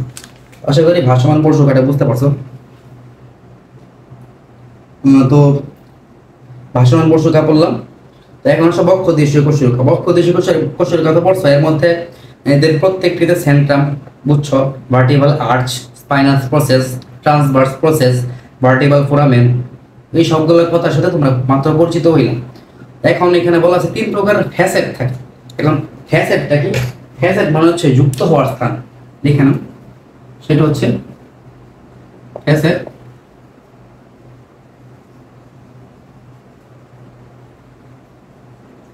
ফ্যাসেট মানে যুক্ত হওয়ার স্থান। এখন কি যুক্ত হবে, তো কি যুক্ত হবে সেটার উপর নির্ভর করে বিভিন্ন নাম হয়, এগুলো আমরা একটু পরে পড়বো। আর এটা মনে রাখতে হবে যে ফ্যাসেট মানে হচ্ছে যুক্ত হওয়ার স্থান। তো আমি যদি তোমাকে কোষীয়কার গঠন থেকে ফ্যাসেটটা দেখানোর চেষ্টা করি, সেটা মেন চিত্র দেওয়া নাই, প্র্যাকটিক্যালের জন্য যে চিত্রগুলো আছে সেটাই দেওয়া আছে। ফ্যাসেট কোথায়, এই দেখো তোমরা যদি 292 পৃষ্ঠায় যাও, থোরাসিক কোষীয়কার মধ্যে অর্থাৎ বক্ষ দেশীয় কোষীয়কার মধ্যে এইখানে দেখো টিউবারকুলার ফ্যাসেট। আমরা একটু আগে কি পড়ছিলাম, টিউবারকল, অর্থাৎ টিউবারকলটা যে জায়গায় যুক্ত হয় সেটাকে বলা হয় টিউবারকুলার ফ্যাসেট। আবার সুপিরিয়র আর্টিকুলার ফ্যাসেট, অর্থাৎ সুপিরিয়র আর্টিকুলার প্রসেসটা যেখানে যুক্ত হয় সেক্ষেত্রে তাকে বলা হয় কি superior articular facet. Coastal facet আমরা পড়ছিলাম কি, গ্রিক শব্দ কোস্ট মানে কি পরশুকা, বুকের হাড্ডি, পাঁজরের হাড্ডি, ওই বুকের হাড্ডিগুলা এই কোষীয়কার যে স্থানে যুক্ত হয় তাকে বলা হয় কোস্টাল ফ্যাসেট। ফ্যাসেট মানে যুক্ত হওয়ার স্থান, আর যেহেতু কোষ্ঠ যুক্ত হয় অর্থাৎ পাঁজরের হাড্ডি যুক্ত হয় এই জন্য এটা। তো আমরা অক্ষীয় কঙ্কাল তন্ত্র শেষ করলাম, এখন আমরা পড়ব উপাঙ্গীয় কঙ্কাল তন্ত্র। এর আগে প্রথম লেকচারে আমরা দেখছিলাম যে উপাঙ্গীয় কঙ্কাল তন্ত্র মূলত 4টা ভাগে বিভক্ত। এটা হচ্ছে কি, বক্ষস্থি চক্র, ঊর্ধ্ববাহু অর্থাৎ হাত, শ্রোণীয়স্থি চক্র মানে কোমর এবং নিম্নবাহু। তো এখানে মানে পড়ার সুবিধার্থে এটাকে 2টা ভাগে ভাগ করেছি, একটা হচ্ছে উপরের সাইডে আর নিচেরটা নিচের সাইডে। মানে বক্ষস্থি চক্র আর হাতকে রাখা হয়েছে ঊর্ধ্বাঙ্গ হিসেবে, আর নিম্নবাহু আর শ্রোণীয়স্থি চক্রকে রাখা হয়েছে নিম্নাঙ্গ হিসেবে। দেখো এখানে ঊর্ধ্বাঙ্গের মধ্যে আছে বক্ষস্থি চক্র এবং কি ঊর্ধ্ববাহু। তো আমরা বক্ষস্থি চক্রটা করবো প্রথমে। বক্ষস্থি চক্রের মধ্যে 2টা হাড্ডি ছিল, আমরা প্রথম ক্লাসে পড়ছি, সেটা হচ্ছে ক্লাইভিকল এবং স্ক্যাপুলা। তো এখন আমরা ক্লাইভিকলটা করব। তো ক্লাইভিকল হচ্ছে ইটালিক এফ এর মতো দেখতে একটা হাড্ডি। তো ক্লাইভিকলটা কোথায় থাকে, সেটা হচ্ছে এই যে এখানে থাকে মূলত। তুমি যদি চিত্রটা দেখাই, দেখো 283 পৃষ্ঠায় চিত্র আছে, এটা হচ্ছে হাত আর এটা হচ্ছে ক্লাইভিকল। ক্লাইভিকল নিচে থাকে স্ক্যাপুলা এবং ক্লাইভিকল আর স্ক্যাপুলা পরস্পরের সাথে সংযুক্ত থাকে। তো ক্লাইভিকল দেখতে ইটালিক এফের মতো, এটির একটি দেহ এবং 2টি প্রান্ত আছে। এখন প্রান্তর 2টার নাম হচ্ছে স্টার্নাল প্রান্ত আর একটা হচ্ছে অ্যাক্রোমিয়ার প্রান্ত। এখন যদি একটা প্রান্ত আমরা করি, সেটা হচ্ছে স্টার্নাল প্রান্ত।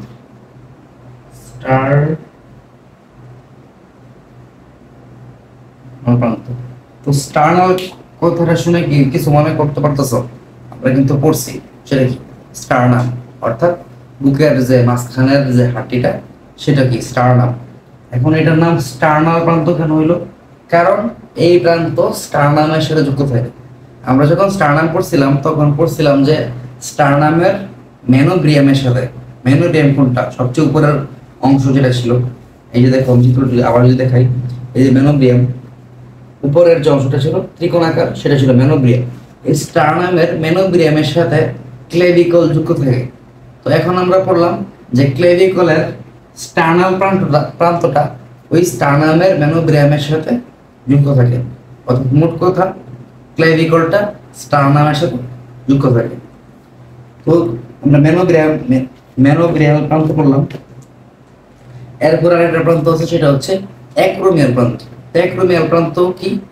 সেম কাজ, এইখানে যুক্ত থাকে, তবে যুক্ত থাকে হচ্ছে স্ক্যাপুলা। তো স্ক্যাপুলা কিভাবে যুক্ত থাকে সেটা আমরা এখন পড়ব। তো এটা আমরা বুঝতে পারলাম যে স্টার্নাল প্রান্তে স্টারনাম যুক্ত থাকে। তো স্ক্যাপুলা দেখতে ত্রিকোণা একটা অস্থি, এটা আসে এমসিকিউতে খুবই বেশি আসে। স্ক্যাপুলা কিরকম? ত্রিকোণা। তো স্ক্যাপুলা ত্রিকোণা, এটা তোমরা দেখতে বুঝতে পারতেছো, ওই যে মানে সাইডে চিত্রটা দেওয়া আছে, এই তিন গুণা স্ক্যাপুলা আমাদের কাঁধে থাকে। আর যদি হাতের কোথায় থাকে দেখতে চাও, তাহলে এই পাশে চিত্রটা দেখতে পারো, সেটা হচ্ছে কি, এই যে স্ক্যাপুলা, স্ক্যাপুলার উপরে ক্লেভিকল, আর এটা কি হাত। তো ক্লেভিকলের ক্ষেত্রে একটা কথা বলতে ভুলে গেছিলাম, সেটা হচ্ছে ক্লেভিকলটা ছেলেদের ক্ষেত্রে বলা হয় কলার বোন, আমাদের কলার যেখানে থাকে সেখানে থাকে। আর মেয়েদের ক্ষেত্রে বলা হয় বিউটি বোন, অর্থাৎ এটা মেয়েদের সৌন্দর্য বর্ধন করে আর কি। তো দেখো স্ক্যাপুলা ত্রিকোণাকার অস্থি, এর সম্মুখ বা কোস্টাল তল, এর সম্মুখ তলের অপর নাম হচ্ছে কোস্টাল তল। এখন কোস্টাল তল কেন নাম হইল? আমরা পড়ছি যে গ্রিক শব্দ কোস্ট মানে হচ্ছে পরশুকা, অর্থাৎ বুকের হাড়টি। ও স্ক্যাপুলাটা সামনের দিকে যখন বাঁকানো থাকে, অর্থাৎ সম্মুখস্থ যে অংশটা, সেটা কিন্তু ওই পরশুকার দিকের অংশ, এই জন্য এটার নাম হচ্ছে কোস্টাল তল। একটি পশ্চাৎ তল কোরাকয়েড প্রসেস। এখন কোরাকয়েড প্রসেসটা দেখো চিত্রের মধ্যে আছে, এই যে লাল রং দিয়া কোরাকয়েড প্রসেস, একটু প্রলম্বিত অংশ। একটি অ্যাক্রোমিয়াল প্রসেস। অ্যাক্রোমিয়াল প্রসেসটা এই দেখো, এই অ্যাক্রোমিয়াল প্রসেসটা সাথে এই ক্লেভিকল যুক্ত থাকে। আমরা একটু পড়ছিলাম যে ক্লেভিকলের দুইটা প্রান্ত আছে, একটা হচ্ছে অ্যাক্রোমিয়াল প্রান্ত আর একটা হচ্ছে স্টার্নাল প্রান্ত। এই অ্যাক্রোমিয়াল ক্লেভিকলের যে অ্যাক্রোমিয়াল প্রান্ত আছে, ওই অ্যাক্রোমিয়াল প্রান্ত এই যে কি বলে এটাকে স্ক্যাপুলার অ্যাক্রোমিয়াল প্রসেসের সাথে সংযুক্ত থাকে। চলো তারপরে আসো গ্লিনার্ড গহ্বর। এটা স্ক্যাপুলার মধ্যে সবচেয়ে গুরুত্বপূর্ণ এমসিকিউর জন্য, সেটা হচ্ছে গ্লিনার্ড গহ্বর কোথায় থাকে? স্ক্যাপুলায় থাকে গ্লিনার্ড গহ্বর। এখন গ্লিনার্ড গহ্বরটা কেন থাকে? এই গ্লিনার্ড গহ্বরে হিউমেরাসের মস্তক যুক্ত থাকে। হিউমেরাস তো আমরা চিনি, এই কোণে থেকে এই পর্যন্ত। আর স্ক্যাপুলা কোথায় থাকে? এইখানে। অর্থাৎ হিউমেরাসের যে মস্তক মাথাটা, সেটা স্ক্যাপুলার গ্লিনার্ড গহ্বরে যুক্ত থাকে। চিত্র যদি দেখো এই পাশে, তাহলে যে এই যে এটা হচ্ছে হিউমেরাস আর এটা হচ্ছে স্ক্যাপুলা। স্ক্যাপুলার যে স্থানে হিউমেরাসের মস্তক অর্থাৎ হিউমেরাসের মাথাটা যুক্ত আছে, তাকে বলা হয় গ্লিনার্ড গহ্বর। আমরা গ্লিনার্ড গহ্বরে পড়লাম। এরপরে সম্মুখ তল পরশুকাগুলোর দিকে মুখ করে থাকে, এটা আমরা এটাকে পড়লাম, এই জন্য এটাকে বলা হয় কোস্টাল তল। এতে সাবস্ক্যাপুলার ফসা নামক একটি অবতল অংশ আছে। এখন ফসা মানে কি? ফসা মানে হচ্ছে অস্থির মধ্যে নিচু জায়গা। আমি যদি লেখা দিই ফসা, ফসা মানে হচ্ছে অস্থির মধ্যে নিচু জায়গা, অস্থির মধ্যে বা হাড্ডির মধ্যে।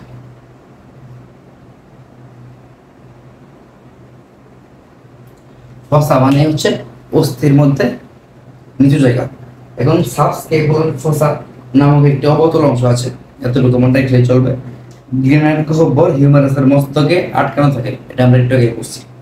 তো পশ্চাৎ তলে অর্থাৎ স্ক্যাপুলার যে পিছনের দিক আছে, সেই পশ্চাৎ তলে স্ক্যাপুলার কাটা থাকে। স্ক্যাপুলার কাটা, তো স্ক্যাপুলার কাটা যদি দেখতে চাও, চিত্র দেখো, সেটা হচ্ছে যে গোলাপি রঙের যে অংশটা, সেটাই হচ্ছে স্ক্যাপুলার কাটা। ওই স্ক্যাপুলার কাটার একটা কাজ করে, সেটা হচ্ছে স্ক্যাপুলারকে দুইটা অংশে ভাগ করে, একটা হচ্ছে উপরের অংশ, একটা হচ্ছে নিচের অংশ। এখন আমরা একটু আগে পড়ছিলাম, সেটা হচ্ছে উপরে মানে কি সুপিরিয়র, আর নিচে মানে হচ্ছে ইনফিরিয়র। এই জন্য এই উপরের যে অংশটা, সেটার নাম হচ্ছে সুপ্রাস্পাইনাস। উপরের যে অংশটা, সেটার নাম হচ্ছে সুপ্রাস্পাইনাস ফসা, এবং নিচের যে অংশটা, সেটার নাম হচ্ছে কি বলো ইনফ্রাস্পাইনাস ফসা। তো ফসা মানে আমরা বলছি যে অস্থির মধ্যে নিচু জায়গা। এখন এই চিত্র দেখা তুমি বুঝতে পারবা না যে এটা কি অস্থির মধ্যে নিচু না উঁচু। এটা দেখতে তোমার 3D অ্যানিমেশন লাগবে অথবা বাস্তবিক অর্থে হাত দিয়ে ধইরা বুঝতে হবে। চল, তো এইগুলোর ক্ষেত্রে এরপরে আমরা যা করবো বা এখনো অনেক কিছু দেখলাম, ব্যাখ্যা দিতে পারলাম না। তো ব্যাখ্যা দিতে কেন পারলাম না সেটা হচ্ছে এখানে যথেষ্ট পরিমাণ তথ্য দেওয়া নাই, চিত্র দেওয়া নাই, তথ্য দেওয়া নাই। তো জাস্ট এতটুকু মনে রাখবা যে নতুন কিছু পাইলে, একটা শব্দ নতুন পাইলে যেটার ব্যাখ্যা নাই সেটা কোনটার অংশ। যেমন প্রশ্ন আসবে যে গ্লিনার গহ্বর কিসের অংশ, সেটা হচ্ছে স্ক্যাপুলার অংশ, এইভাবে। তো এইভাবে আমরা যখন আরো পড়বো তখন দেখবো অনেক কিছুই নাই, ব্যাখ্যা নাই। তো আমি অনলাইনে ঘাটাঘাটি করলাম, অনেক ক্লাস দেখছি বড় ভাইয়াদের, ওইখানে দেখা গেছে যে তারা কি করে চিত্রটাকে একটু বুঝায়, বেসিক দে শেষ। মানে এই বইয়ের মধ্যে যে এতগুলো তথ্য আছে সেগুলা কিন্তু কেউ পড়ায় না। যদিও কেউ পড়ায় জাস্ট বলে যে এগুলা মুখস্থ করে নেই বাবা, এরকম কিছু। তো আমি তোমাদেরকে বলবো এগুলা এতটুকু মনে রাখবা যাতে তোমাকে যদি কেউ জিজ্ঞেস করে বা প্রশ্ন আসে যে এটা কোনটির অংশ, কোন হাড্ডির অংশ, এতটুকু বলতে পারলেই হবে, এত ব্যাখ্যা জানার দরকার নেই। চল, তো দেখো আমরা স্ক্যাপুলা পড়লাম। এখন আসো ঊর্ধ্ববাহু। ঊর্ধ্ববাহু মানে কি? ঊর্ধ্ববাহু যে কথা, তারপর অগ্রপদ যে কথা, আর হাত একই কথা, অর্থাৎ হাত। তো হাতের মধ্যে প্রথমে কি থাকে? হাতের মধ্যে থাকে হিউমেরাস। আর হাতের অস্থি সম্পর্কে কয়টা বা কিরকম অস্থি সেগুলো নিয়ে আমরা প্রথম ক্লাসে আলোচনা করছি। তো কেউ যদি না করে থাকো প্রথম ক্লাসটা করতে হবে অবশ্যই। দেখো দেখি রেকর্ড হইতেছে। হ্যাঁ হইতেছে। দেখো হিউমেরাস কোনটা? হিউমেরাস হচ্ছে কোন ওই থেকে নিয়ে এই কাঁধ পর্যন্ত যে হাড্ডিটা, সেটা হচ্ছে হিউমেরাস। এবং সাথে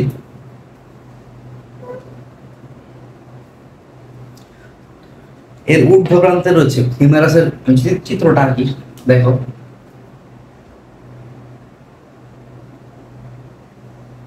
এটা কিন্তু আমরা নর্মালি হাড্ডি হিসেবে বিভিন্ন কার্টুনে যা দেখি সেটাই কিন্তু এই হিউমেরাসটাকে দেখি আর কি।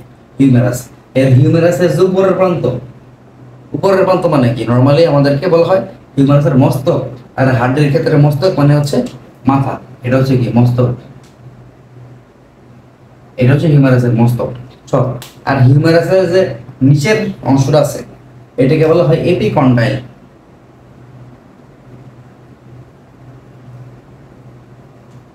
এখন আমার ক্ষেত্রে লক্ষ্য করো বা মানুষের ক্ষেত্রে লক্ষ্য করো, এটা হচ্ছে আমাদের মাথা। মাথার পরে কি? ঘাড়। এই ঘাড় ইংরেজি হচ্ছে নেক। নেক মানে হচ্ছে ঘাড়, আর ঘাড়টা সবসময় মাথার পরে থাকে। এখন দেখো এটা কি? মস্তক বা মাথা হিউমেরাসের। তো হিউমেরাসের মস্তকের পরে কি আছে? এখানে আছে ঘাড় বা নেক। এখন এই নেকটা কি কি নেক? এই নেকটার নাম হচ্ছে অ্যানাটমিক্যাল নেক। কি?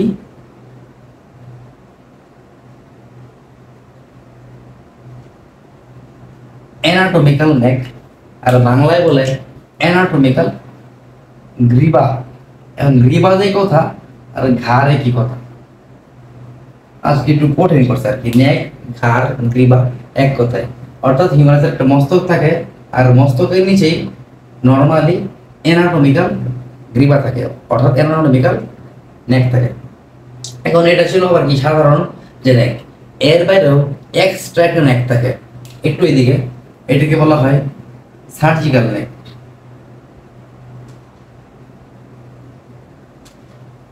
সার্জিক্যাল নেক। এখন সার্জিক্যাল কথাটা আসছে সার্জারি থেকে। এখন সার্জারি কি এটা তো তোমরা বুঝো। সার্জারি মানে কি হচ্ছে? অপারেশন। এই অপারেশন, এটার নাম সার্জিক্যাল নেক হয়েছে এই কারণে, কারণ যখন দেখা যায় বিভিন্ন অ্যাক্সিডেন্টে বা হিউম্যারাসের উপর অতিরিক্ত চাপ প্রয়োগ করলে হিউম্যারাসটা ভেঙে যায়। তো ভাঙে সবসময় এই সার্জিক্যাল নেক থেকে ভাঙে, সার্জিক্যাল নেক বরাবর ভাঙে। তো নর্মালি এই হিউম্যারাস ভাঙলে সার্জারিটা করা হয় সার্জিক্যাল নেক বরাবর। এই জন্য এটার নাম হচ্ছে সার্জিক্যাল নেক বা সার্জিক্যাল গ্রীবা। এরপর আসো, এটা বললাম ওটা দেহ গঠিত হয়। আচ্ছা শুরু থেকে বলি। এর উদ্দীপনান্ত রয়েছে মসৃণ গোল মস্তক যা স্ক্যাপুলার গ্লিনার গহ্বরে প্রবিষ্ট থাকে। এটা আমরা পড়ছি যে কি হিউম্যানাসের মস্তকটা ওই স্ক্যাপুলার যে গ্লিনার গহ্বর আছে সেটার মধ্যে সংযুক্ত থাকে, একটু আগে পড়ছি। তো এছাড়া আছে ছোট বড় টিউবারকল। এখন হোয়াট ইজ টিউবারকল? টিউবারকল মানে গোলাকার মসৃণ উঁচু জায়গা, কি এটা লিখবো কোথায়, সেটা এখানে লিখি যে টিউবারকল। টিউবারকল মানে হচ্ছে গোলাকার মসৃণ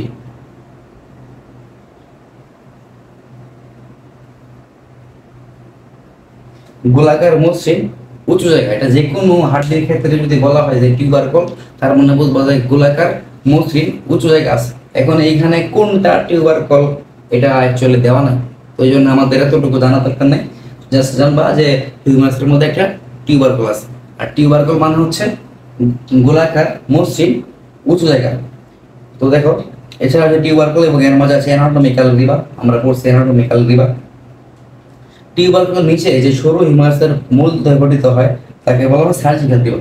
অর্থাৎ অ্যানাটমিক্যাল রিবার পরে একটু আর কি উঁচু অংশ আছে, এটা তোমরা থ্রি ডি অ্যানিমেশন দেখলে বুঝবা। ওই অ্যানাটমিক্যাল রিবার পরে উঁচু অংশ আছে, ওই উঁচু অংশটার পরে কি সার্জিক্যাল নেক আছে। চলো, এটা পড়ছে আমরা সার্জিক্যাল নেক। মূল দেহের মধ্যভাগে পেশি সংযুক্তির জন্য খসখসে ডেল্টয়েড ডিস্ক থাকে। এখন ডেল্টয়েড ডিস্ক বোঝার আগে আমাদেরকে বুঝতে হবে হোয়াট ইজ রিস। আমি একটু মুছি।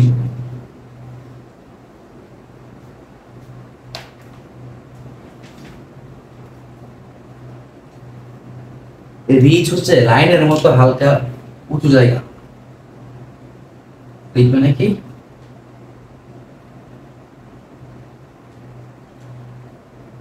লাইনের মতো হালকা উঁচু, বেশি উঁচু না কিন্তু হালকা।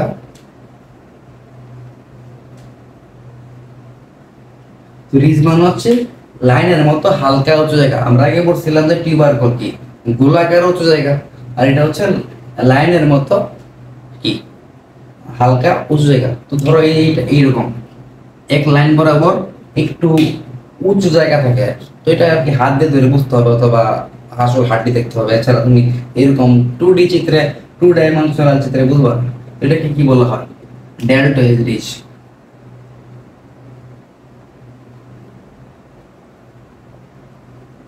এটাকে বলা ডেল্টয়েড রিজ।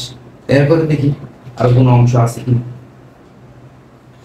কিনারা নিম্ন প্রান্তে এসে এপিকন্ডাল গঠন করে। তো এই কিনারা নিম্ন প্রান্তে এসে এপিকন্ডাল গঠন করছে। এই এপিকন্ডালের এটা তো 2D চিত্র, অর্থাৎ দুই পাশে তুমি দেখতে পাচ্ছ, কিন্তু এই পাশে আরো অংশ আছে। তো এই যে দেখাইলাম না, মনে করো এই পাশে আরো অংশ আছে। তো এই এপিকন্ডাইলের নিচে কন্ডাইল থাকে, এটা হচ্ছে কন্ডাইল। এটা আবার ক্যাপিচুলাম এবং ট্রকলিয়ায় বিভক্ত। ক্যাপিচুলাম আর ট্রকলিয়ায় বিভক্ত। চিত্র দেওয়া নাই, তো আমি কি করছিলাম, এটা গুগলে সার্চ করছিলাম, তো দেখলাম এত বিস্তারিত আসছে যে এটা যে পড়ার থেকে না পড়াই হলো, এই জন্য আর তোমাকে আর কি পড়ালাম না। তো যেটা বইয়ে নাই সেটা আসবে না, আর এই জন্য মূলত সবাই এগুলো স্কিপ করে, পড়ায় না। সব বারবার এগুলো বলতে হইতেছে, এটা ব্যাপারটা আর কি দুঃখজনক। কারণ পড়ালেখার ক্ষেত্রে সবকিছু ব্যাখ্যা করে লেখা, মানে ব্যাখ্যা করে পড়া ভালো, তবে কিছু কিছু ক্ষেত্রে নিজের প্রয়োজনে কম পড়তে হয়। কারণ এখন যদি তুমি এইগুলো ব্যাখ্যা করে পড়তে চাও অনেক সময় যাবে, তো একটা সাবজেক্টের পিছনে এত সময় দেওয়া ঠিক হবে না। তোমার তার অন্যান্য সাবজেক্ট আছে, এই যে তো তোমার জন্য বায়োলজির জন্য 1 মাস বেশি দিচ্ছে, বুঝছো? তো এটা আমরা হিউম্যারাসটা পরে শেষ করলাম, হিউম্যারাসের গঠন। তো এরপর আসো কি হিউম্যারাস আমরা করছি, হিউম্যারাস এখান থেকে এ পর্যন্ত। এরপর আছে এইখান থেকে এ পর্যন্ত দুইটা হাড্ডি, এটা হচ্ছে রেডিয়াস, এটা হচ্ছে আলনা। তো রেডিয়াস আলনা সম্পর্কে তোমাদেরকে আমি প্রথম ক্লাসে ধারণা দিছি। তো আলনাটা কোন দিকে থাকে, ভিতরের দিকে। কিভাবে থাকে সেটা বলছিলাম যে আলনা হচ্ছে একটা কি আসবাব, অর্থাৎ কাপড় রাখার আসবাব। এই জন্য আলনা তো আমরা রাস্তার মধ্যে রাখবো না, আসবাবপত্র তো আমরা ঘরের ভিতরে রাখি, তার মানে আলনাটা থাকবে ঘরের ভিতরে। রেকর্ড হইতেছে, দেখো রেডিয়াস এবং আলনা। তো ঊর্ধ্ব বাহুর 2 পা, এটা পড়ছি আমরা। তো আলনা অন্তর্ভাগের এটা আমরা বুঝাইলাম। এর ঊর্ধ্ব প্রান্তে করোনার প্রসেস, ওলেফ্যাক্টন প্রসেস, একটি ট্রকলিয়ার নচ। নচ মানে কি? নচ মানে হচ্ছে নচ, এই নচ কথাটা অনেক পাবা, NOTCH। নচ মানে হচ্ছে দুটি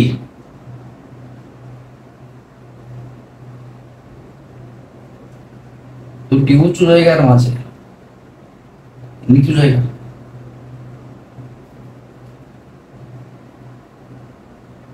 ধরো এখানে 2টি উঁচু জায়গা আছে, এর মধ্যে একটা নিচু জায়গা আছে, এটা হচ্ছে নচ। তো এতটা থাকে না আর কি হাড্ডির মধ্যে, অল্প পরিমাণে দুটি উঁচু জায়গার মধ্যে একটি নিচু জায়গা। তো এখানে এই যে শব্দগুলো যে বললাম, করোনার প্রসেস, প্রসেস মানে তো প্রলম্বিত অংশ, olecranon process, trochlear notch, tuberosity. Tuberosity মানে কি? টিউবারোসিটি মানে হচ্ছে অর্বুদ। এখন অর্বুদ কিরকম? অর্বুদ মানে হচ্ছে টিউমারের মতো অনেকটা করে। তো আমি এটা লেখা ছাড় দিয়েছিলাম অর্বুদ, তো বেশিরভাগই অন্যান্য বিভিন্ন গাছ আসছে, তো একটা পাইলাম যে ওই টিউমারের মতো আর কি অনেকটা গঠন। দেখো এই যে শব্দগুলা, এই শব্দগুলা ব্যাখ্যা জানার দরকার নেই, জাস্ট তোমাকে যদি এমসিকিউ করে দেয় যে ওলেকেট্রন প্রসেস কোনটির অংশ, তুমি বলবা কি রেডিয়াসের অংশ, আলনার অংশ। বুঝছো, এরকম ভাবে পড়তে হবে। তো তাও আমি একটা ছন্দ বানাইছিলাম নিজে, যদিও বলছি আমি যত প্রকার ছন্দ আছে লাস্টে দিব, তো এটা আমি মাত্র আর কি চিন্তা করলাম এরকম ভাবে হইতে পারে। তো চিন্তা করো আমার একটা বন্ধু আছে, নাম হচ্ছে টিটু। তাই আমি বললাম যে ফোন করলাম, বললাম যে ক টিটু, কি বললাম পুরো হচ্ছে যে কি একটু দেশি ভাষায় বললাম ক টিটু। এখন কতে কি, কতে কি, কত হচ্ছে করোনার প্রসেস।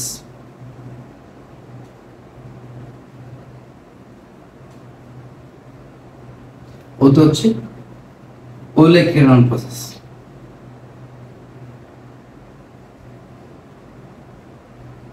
টিতে কি? টিতে হচ্ছে টিউবারোসিটি বা অর্বুদ। আর এইটিতে কি? এইটিতে হচ্ছে ভুলে গেলাম, ট্রক্লিয়ার নচ।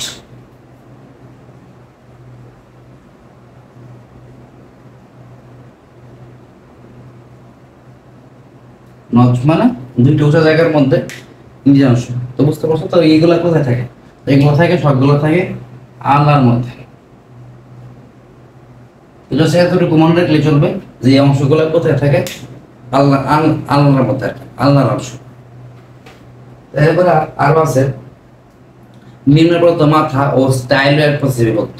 এখন স্টাইলয়েড প্রসেসটা আমরা পড়ছি, প্রসেস মানে হচ্ছে প্রলম্বিত অংশ, আর তো স্টাইলয়েড প্রসেসটা কি? তো স্টাইলয়েড প্রসেসটা আমি এক্সট্রা পড়াইতেছি, কারণ স্টাইলয়েড প্রসেসটা স্টাইলয়েড প্রসেস, এটা থাকে রেডিয়াস এবং আলনার মাঝখানে, রেডিয়াস প্লাস আলনা, মানে রেডিয়াসও থাকে আলনাতে থাকে। এখন তুমি বুঝবা কেমনে, মানে একটা ট্রিক কিভাবে মনে রাখবো সেটা আমি চিন্তা করছি। যে আমি বলছিলাম যে আলনা একটা আসবাব, যেটার মধ্যে আমরা বিভিন্ন প্রকার কাপড় রাখি। তো কাপড় কি? বিভিন্ন প্রকার কাপড় বা বিভিন্ন স্টাইলের কাপড় রাখি। তো এইখান থেকে আমরা স্টাইল কথাটা পাইলাম, অর্থাৎ রেডিয়াস এবং আলনার মধ্যে যে প্রসেসটা থাকে তার নাম হচ্ছে স্টাইলয়েড প্রসেস। বিভিন্ন প্রকার বিভিন্ন স্টাইলের কাপড় রাখি। এইভাবে মনে রাখতে হবে, এগুলো হচ্ছে লজিক। আর আমার মতে ছন্দর থেকে বেশি লজিকটা বেশি কাজে লাগে। তো লজিক আমি অনেক লজিক নিজে বানাইতে হয়, সবকিছু তো আর ইমিডিয়েটলি বানানো যায় না। তো দেখো এইগুলো আমরা পড়লাম যে নিম্নপ্রত মাথা এবং স্টাইলয়েড প্রসেসে বিভক্ত, এগুলো আমরা পড়ছি স্টাইলয়েড প্রসেস। ঊর্ধ্বপ্রান্তে রেডিয়াস মানে এটা আমরা পড়তেছি, এটা হচ্ছে কি আলনা পড়ছিলাম, এখন হচ্ছে রেডিয়াস পড়তেছি। ঊর্ধ্বপ্রান্তে রেডিয়াস তো আলনা অ্যানুলার পেশিতে এবং বাকি অংশ অ্যান্টি ব্র্যাকিয়াল ঝিল্লি দিয়ে যুক্ত থাকে। এতটুকু মনে রাখলে চলবে, কোনটা যুক্ত থাকে কি থাকে এইগুলো চিন্তা হবে না এখন। এরপরে আসো কার্পাল অস্থি। তো কার্পাল অস্থি মানে কি? কার্পাল অস্থি মানে কবজির অস্থি। এগুলো অনেকগুলো অস্থির নাম দেওয়া আছে, তো এগুলোর জন্য আমার কাছে ছন্দ আছে যেগুলো আমি পরবর্তী দিব। তো এখন কি করবা, নামগুলো 2-3 বার রিডিং দিবা, দেখবা যে মনে থাকে কিনা। এর মধ্যে 2-3টা মনে থাকবেই। তো ওই 2-3টার জন্য ওই 2-3টা তো পারাই মানে পায়ে গেলে আর কি। এরপরে যেগুলো বাকি থাকবে, যেগুলো তোমার মনে থাকতেছে না, সেগুলোর জন্য শুধুমাত্র ছন্দটা ব্যবহার করবো, আমি ছন্দগুলো দিব আর কি। এরপরে আসো কার্পালগুলো, মেটাকার্পাল। মেটাকার্পাল মানে কি? ওই কবজি পায়ের যে গোড়ালি এবং আঙুলের মাঝখানে যে অংশটা, সেটা হচ্ছে মেটাকার্পাল অংশ। মেটাকার্পাল অংশে একটা পায়ের মধ্যে 5টা অস্থি থাকে, আর 2টা পা মিলায় কয়টা? 10টা থাকে। অর্থাৎ মোট মেটাকার্পাল অস্থি হচ্ছে 10টা পায়ের মধ্যে। এতটুকুই মনে রাখলে চলবে। এর মধ্যে কি থাকে? লম্বা নলাকার। তো মেটাকার্পাল যদি আমি আঁকাই, পায়ের মধ্যে এটা চিকন থাকে, ছোট ছোট কিন্তু এই যে অনেকটা হিউমাসের মতো আর কি। তো এর মধ্যে কি থাকে, একটা থাকে মাথা বা মস্তক, নিচে কি থাকে, আর এটা হচ্ছে শ্যাফট। এখন শ্যাফট কিন্তু আমরা আগেও পড়ছি, শ্যাফট পোর্শকের মধ্যে পড়ছিলাম, শ্যাফট থাকে। তো শ্যাফট শুধুমাত্র পোর্শকের মধ্যে থাকে না, মেটাকার্পালের মধ্যে থাকে। তো শ্যাফট শব্দের শাব্দিক অর্থ বা যদি আমি ভাঙাই তার মানে বোঝা যায় লাঠি, লাঠির মতো কিছু আর কি। তো এই জন্য কি এটা হচ্ছে এটা মানে একই রকম অংশ যদি অনেকটা যদি থাকে সেটাকে বলা হয় শ্যাফট। তো এই জন্য এই মেটাকার্পালের মতো শ্যাফট থাকে। আরেকটা হাত থাকে সেটা হচ্ছে কি গোড়া। ও এটা তো গোড়া এমনিতে, এটাকে বলা হয় গোড়া, আলাদা কোনো নাম দেয় নাই। এটা হচ্ছে মেটাকার্পাল, বুঝছো? মেটাকার্পাল অর্থাৎ খুব পায়ের গোড়ালি এবং আঙুলের মধ্যবর্তী যে অস্থিগুলো, মেটাকার্পাল। হাতের মধ্যে থাকে মেটার কি, এটা ছিল মেটাটার্সাল। মেটার সরি, এটা আমি বেশ বাজায় বলছি, এটা হচ্ছে মেটাকার্পাল। পায়ের গুলো হচ্ছে কার্পাল আর হাতের গুলো হচ্ছে টার্সাল। বুঝছো? ও সরি, এটা তো ছিল আমি পুরো হেবলা পাল্টা লাগাই ফেলছি। এটা হচ্ছে আমরা পড়তেছি হাত। তো হাতের ক্ষেত্রে মেটাকার্পাল আর পায়ের ক্ষেত্রে মেটাটার্সাল। এগুলো ভালোভাবে পড়তে হবে। আমি অনেকক্ষণ ধরে চিন্তা করতেছিলাম, তো অন্য কিছু চিন্তা করতে গিয়ে আর কি প্যাস লাগাই ফেলছি। যাই হোক, তো বুঝতে পারলে হয়েছে। এরপর আসে ফ্যালাঞ্জেস। ফ্যালাঞ্জেস মানে কি, আঙুলের অস্থি। তো এই ফ্যালাঞ্জেস কয়টা থাকে এটা মুখস্থ করতে হবে না। দেখো আমাদের যে হাতের কি বলে এগুলাকে, গিট বলে, গিট, হাতের গিট গুলো হচ্ছে ফ্যালাঞ্জেস। তো দেখো এখানে প্রতি আঙ্গুলে একটা দুইটা তিনটা তিনটা করে গিট থাকে। আর বৃদ্ধাঙ্গুলে আমাদের ক্ষেত্রে একটা দুইটা দুইটা গিট থাকে। অর্থাৎ হিসাব করো এখন, এখানে 3 4 12, 3 4 12 24টা হলো, 1 2 26টা, 27 28। তার মানে আমাদের আমাদের যে আঙুলের অবস্থা ফ্যালাঞ্জেস, ফ্যালাঞ্জেস থাকে হাতে 28টা। পায়ের ক্ষেত্রেও সেম, বৃদ্ধা আঙ্গুলে 2টা থাকে আর অন্যান্য আঙ্গুল থাকে 3টা, অর্থাৎ মোট হয় 28টা। তো এর মধ্য দিয়ে আমরা যে ঊর্ধ্ববাহু বা অগ্রপদের অস্থি বা হাত শেষ করলাম। এরপরে আসো নিম্নাঙ্গের অস্থি সমূহ। নিম্নাঙ্গ মানে কি, নিম্নাঙ্গের মধ্যে 2টা অংশ ভাগ করছে। একটা হচ্ছে কোমরের অংশ অর্থাৎ শ্রোণী অস্থি চক্র, আর একটা হচ্ছে নিম্নবাহু অর্থাৎ পা। তো পা বলতে কিন্তু আমরা নর্মালি আমাদের বাংলাদেশিরা যে গোড়ালি থেকে আঙুল পর্যন্ত বুঝি, বাট এখানে কিন্তু পা বলতে গোড়ালি থেকে আঙুল পর্যন্ত না, এই পুরাটাই বুঝে গেছে। অর্থাৎ আমরা যেটা ঠ্যাং বলি, ওই ঠ্যাংটাই হচ্ছে বায়োলজিক্যালি পা। আর আমরা যেটা বলি ডেনা, এই ডেনাটাই হচ্ছে বায়োলজিক্যালি হাত। তো যাই হোক, এখন আমরা বলবো শ্রোণী অস্থি চক্র। তো শ্রোণী অস্থি চক্রের মধ্যে মূল হাড় 3টা, এটা হচ্ছে ইলিয়াম, ইসচিয়াম এবং পিউবিস। তো এর পরবর্তী বিষয়টা ইলিয়াম, ইসচিয়াম এবং পিউবিসের চিত্রটা দেওয়া আছে।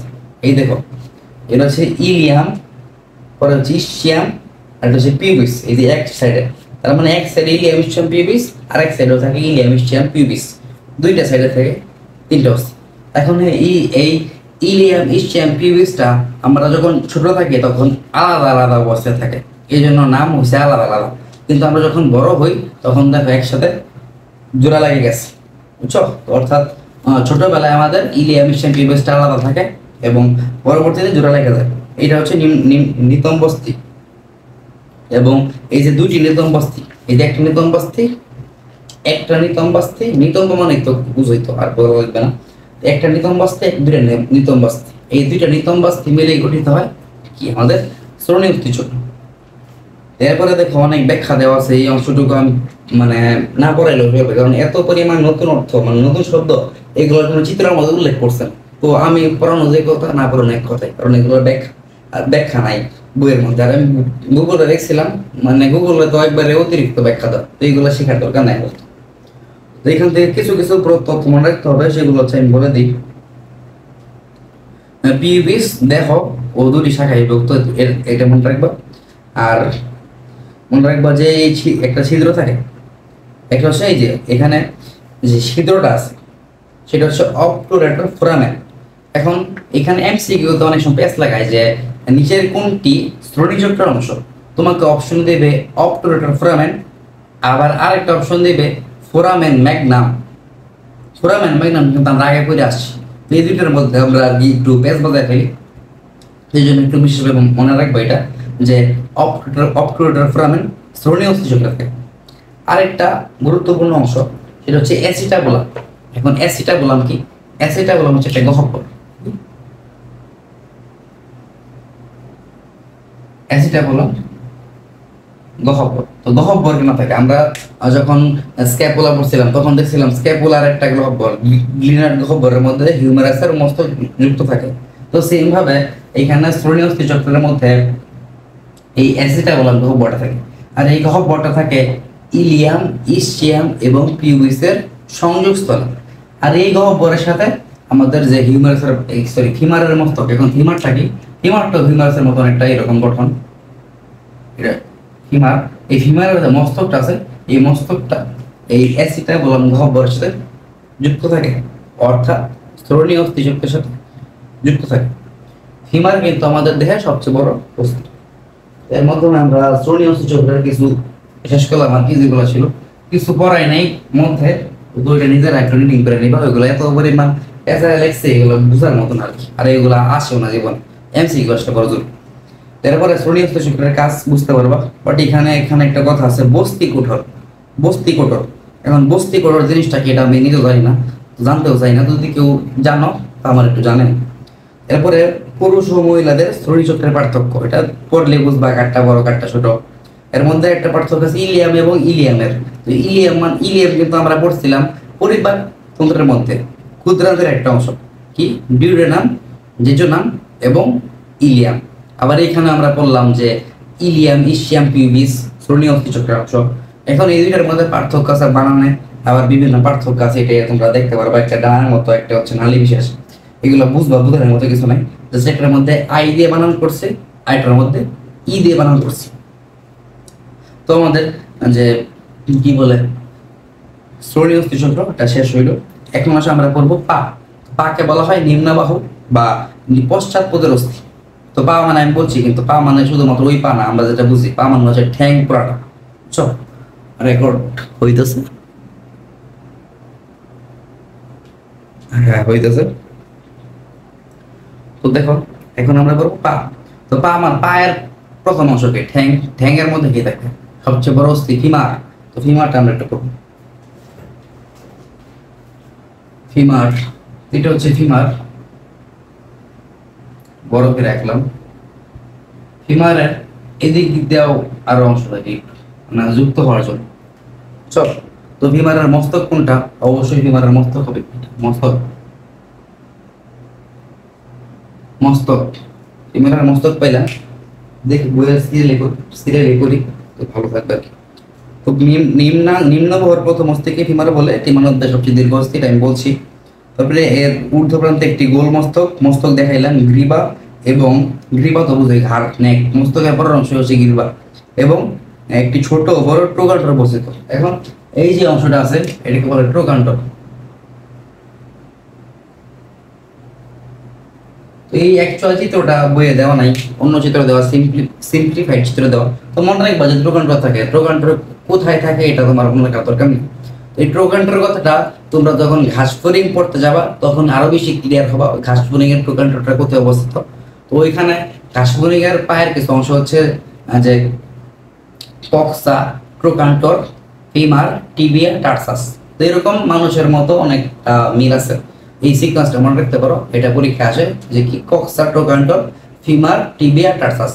এটা হচ্ছে ঘাসফড়িং এর যে পা আছে সেই পায়ের সিকোয়েন্স। আমরা কোন পর্যন্ত পড়লাম? এটা হচ্ছে কি ট্রোকান্টর পর্যন্ত পড়লাম। এরপরে আসো এর পশ্চাৎতল অমসৃণ আলযুক্ত। এই যে ফিমার আছে এর পিছনের দিকে যে তল আছে সেটা অমসৃণ আলযুক্ত, মানে অমসৃণ টুকু চামচ থাকে। তো এটা প্রাথমিক অবস্থায় আমি স্কিপ করছিলাম, পরে দেখি যে এমসিকিউ আসছে এই জন্য দাগা রাখছি। তো এটা একটু তোমরা মনে রাখো আর কি, যে ফিমারের যে পশ্চাৎতল আছে সেটা একটু মানে অমসৃণ। এর মধ্যে আর কিছুই নাই। নিম্নের মধ্যে দুটি কন্ডাইল, বিশেষত আমরা কন্ডাইল চিনছি হিউমারাসের মধ্যে, অর্থাৎ এটা হচ্ছে কন্ডাইল। তো কন্ডাইল আলাদাভাবে চেনার দরকার নেই। আন্ত কন্ডাইল আর ছিদ্র থাকে বিভিন্ন, এগুলো আর কি বুঝবা। তো যাই হোক, এরপর আসো ফিমারটা কোথায়? এটা কিন্তু কোমরের অংশ, কোমর। এরপরে কি এদিকে এদিকে কি থাকবে? এদিকে থাকবে হাঁটু। আর হাঁটুর অস্থির নাম আছে কি? প্যাটেলা। হাঁটুর অস্থির নামে হচ্ছে প্যাটেলা। এখন দেখো হাঁটু কিন্তু আমরা অনেক বেশি নাড়াচাড়া করি, অনেক বেশি মুভমেন্ট করি হাঁটুর মাধ্যমে। তো হাঁটুর অস্থির অবশ্যই একটু নরম হইতে হবে, প্লাস যদি একটু কি তেলের মানে একটু তেল তেলা থাকে তার মানে তো ভালোই। আর দেখো এই প্যাটেলাকে তাই বলা হয় একটা সিসামের অস্থি, সিসাময়েড, সিসাময়েড অস্থি। কারণ এটাকে সিসাম, সিসাম কেন বলা হয়, সিসাময়েড অস্থি কেন বলা হয়, কারণ গ্রিক শব্দ সিসাম, সিসাম মানে হচ্ছে তৈলবীজ। যেহেতু এটা এইখানে এটা হার্টের অস্থি অর্থাৎ একটু কি তেল তেলা হওয়া প্রয়োজন, তাই এটাকে বলা হয় তৈলবীজ। তোমাদের একটা নতুন ইনফরমেশন দিই, অনেক হয়তো বা জানো, আমাদের দেহের যে বিভিন্ন অস্থিগুলোর সংযোগস্থল আছে, ধরো হাতের মধ্যে যে সংযোগস্থল আছে, এইখানে লুব্রিকেন্ট মানে পিচ্ছিল কারক হিসেবে কাজ করে কার্বোহাইড্রেট। এটা কিন্তু অনেকে এমসিকিউ আসলে ভুল করে তেল দেখাইতে পারো, চর্বি দেখাইতে পারো বা লিপিড দেখাইতে পারো, বাট এটা একটু ব্যতিক্রম ধর্মী, কারণ এখানে নর্মালি থাকে কি কার্বোহাইড্রেট। তো কার্বোহাইড্রেটটা পিচ্ছিল কারক হিসেবে কাজ করে। তো পেটার মধ্যে আর কিছু মনে রাখার মতো নাই, জাস্ট মনে রাখবে পেটাল একটা ত্রিকোণাকার অস্থি আর কি, হাঁটুর অস্থি পেটালা ত্রিকোণাকার অস্থি। আর এটার উৎপত্তি হচ্ছে ট্যান্ডন থেকে, আর এর মধ্যে আর কিছু মনে রাখার দরকার নেই। এরপরে আসলে টিবিয়া ফিবুলা, হাঁটুর পরে আমাদের টিবিয়া ফিবুলা। টিবিয়া ফিবুলা আমাদের হাতে ছিল কি রেডিয়াস এবং আলনা, এবং পায়ের মধ্যে সেরকম ভাবে আছে টিবিয়া এবং ফিবুলা। এই টিবিয়া এবং ফিবুলার মধ্যে টিবিয়া একটু মোটা, আর ফিবুলা হচ্ছে লাঠির মতো। আমি একটু পড়ি রিডিং। টিবিয়া হচ্ছে বেশ মোটা, আর টিউবারোসিটি বহন করে। টিউবারোসিটি মানে হচ্ছে অর্বুদ, তার মানে কি একটু টিউমারের মতো ফোলা অংশ। আর এই মনে রাখবা টিউবারোসিটি এর আরেকটা অর্থ হচ্ছে টিউবারোসিটি তারা লিখি,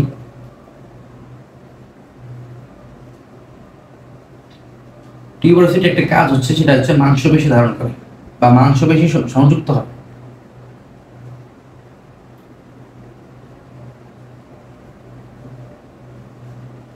এই টিউবারোসিটির মধ্যে সব জায়গার মধ্যে আর কি মাংসপেশি সংযুক্ত হয়। যেখানে লেখা আছে যে টিউবারোসিটি, সেখানে কি মাংসপেশির যে প্রান্ত আছে সেটা সংযুক্ত হবে। দেখো ওইখানে একটা টিউবারোসিটি থাকে, অর্থাৎ টিবিয়ার মধ্যে টিবিয়া টিউবারোসিটি দেখবা তো টিবিয়ার মধ্যে টিউবারোসিটি থাকে, অর্থাৎ মাংসপেশি টিউবারোসিটির মধ্যে যুক্ত থাকে।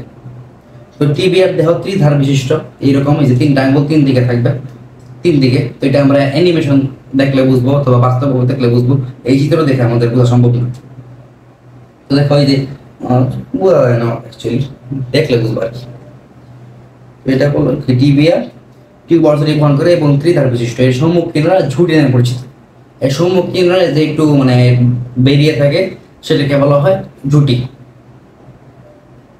এর নিম্ন প্রান্তে মেলিওলাস থেকে। তো মেলিওলাস একটা গুরুত্বপূর্ণ শব্দ, কারণ এই মেলিওলাসটা টিবিয়ার মধ্যে থাকে আবার ফিবুলার মধ্যে থাকে।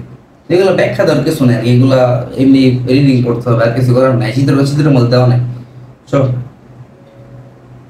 মেলিওলাস থাকে, এর মধ্যে আবার কিছু অস্থি থাকে টেলাস মেলাস, এগুলো কি টার্সালের অস্থি, এগুলো সুন্দর যেমন রাখবো, পরবর্তীতে দেখাইতেছি। তবে এখান থেকে একটা জিনিস মনে রাখতে হবে যে ফিবুলা দেখতে একটি যষ্টির মতো, ফিবুলা হচ্ছে যষ্টির মতো, লিখে দিই।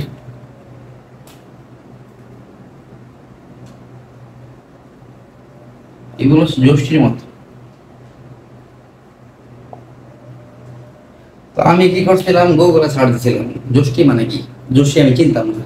তো দেখি একবারে মধু আইসা ঘুরে গেছে, যষ্টি মধু সবাই খায় হারবাল হিসেবে। তো যাই হোক, এখানে আমি পাইছিলাম, তো একটা পোস্ট পাইছিলাম এখানে, যষ্টি মানে হচ্ছে লাঠি, যষ্টি মানে হচ্ছে লাঠি। তো দেখো এখানে তুমি যদি লক্ষ্য করো, মোটাটা তো টিবিয়া আর ফিবুলা হচ্ছে চিকনটা। ফিবুলা কিন্তু একবারে লাঠির মতো সোজা, এই জন্য এটাকে ফিবুলার যে আকৃতি সেটা হচ্ছে যষ্টির মতো, আর যষ্টি মানে হচ্ছে লাঠি। তারপরে ফিবুলা পড়লাম।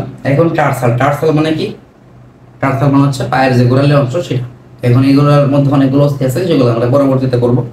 এরপরে আছে মেটাটার্সাল। আমি ভুল করে ওই হাতের মধ্যে মেটাটার্সাল পড়ে গেছিলাম। ওই হাতের মেটাটার্সাল আর ওই পায়েরটা সেম, পাঁচটা করে থাকে, মোট থাকে 10টা। এরপরে আসে ফ্যালাঞ্জেস। ফ্যালাঞ্জেস মানে কি, আঙুলের অস্থি। আঙুলের অস্থি কয়টা থাকে? মোট 28টা। আমি গুণের মধ্যে দেখাইছিলাম, হাতের মধ্যে থাকে 28টা এবং পায়ের মধ্যে থাকে 28টা। তো দেখো আজকে অনেকটা বললাম, এর পরবর্তীতে আমরা যেটা করবো সেটা হচ্ছে অস্থি এবং তরুণ অস্থি, সেটা আর একটা ক্লাসে দেওয়ার চেষ্টা করবো। তো আজকে যে ক্লাসটা করলাম, আশা করি আগে থেকে বইটা পড়া ছিল, না আগে থেকে বইটা না পড়া থাকলে ক্লাসটা একটু করতে ঝামেলা হবে। আর এগুলোর মধ্যে অনেকগুলা এক্সট্রা ইনফো দেওয়া আছে বইয়ের মধ্যে আর কি, তো এগুলা টিচাররা একটু স্কিপ করে যায়, নিজেরা পড়তে হয়। তো আমি চেষ্টা করছি অন্তত পক্ষে মুখে উচ্চারণ করে তোমাদেরকে বোঝানোর। তো আজকের ক্লাসটা করবো।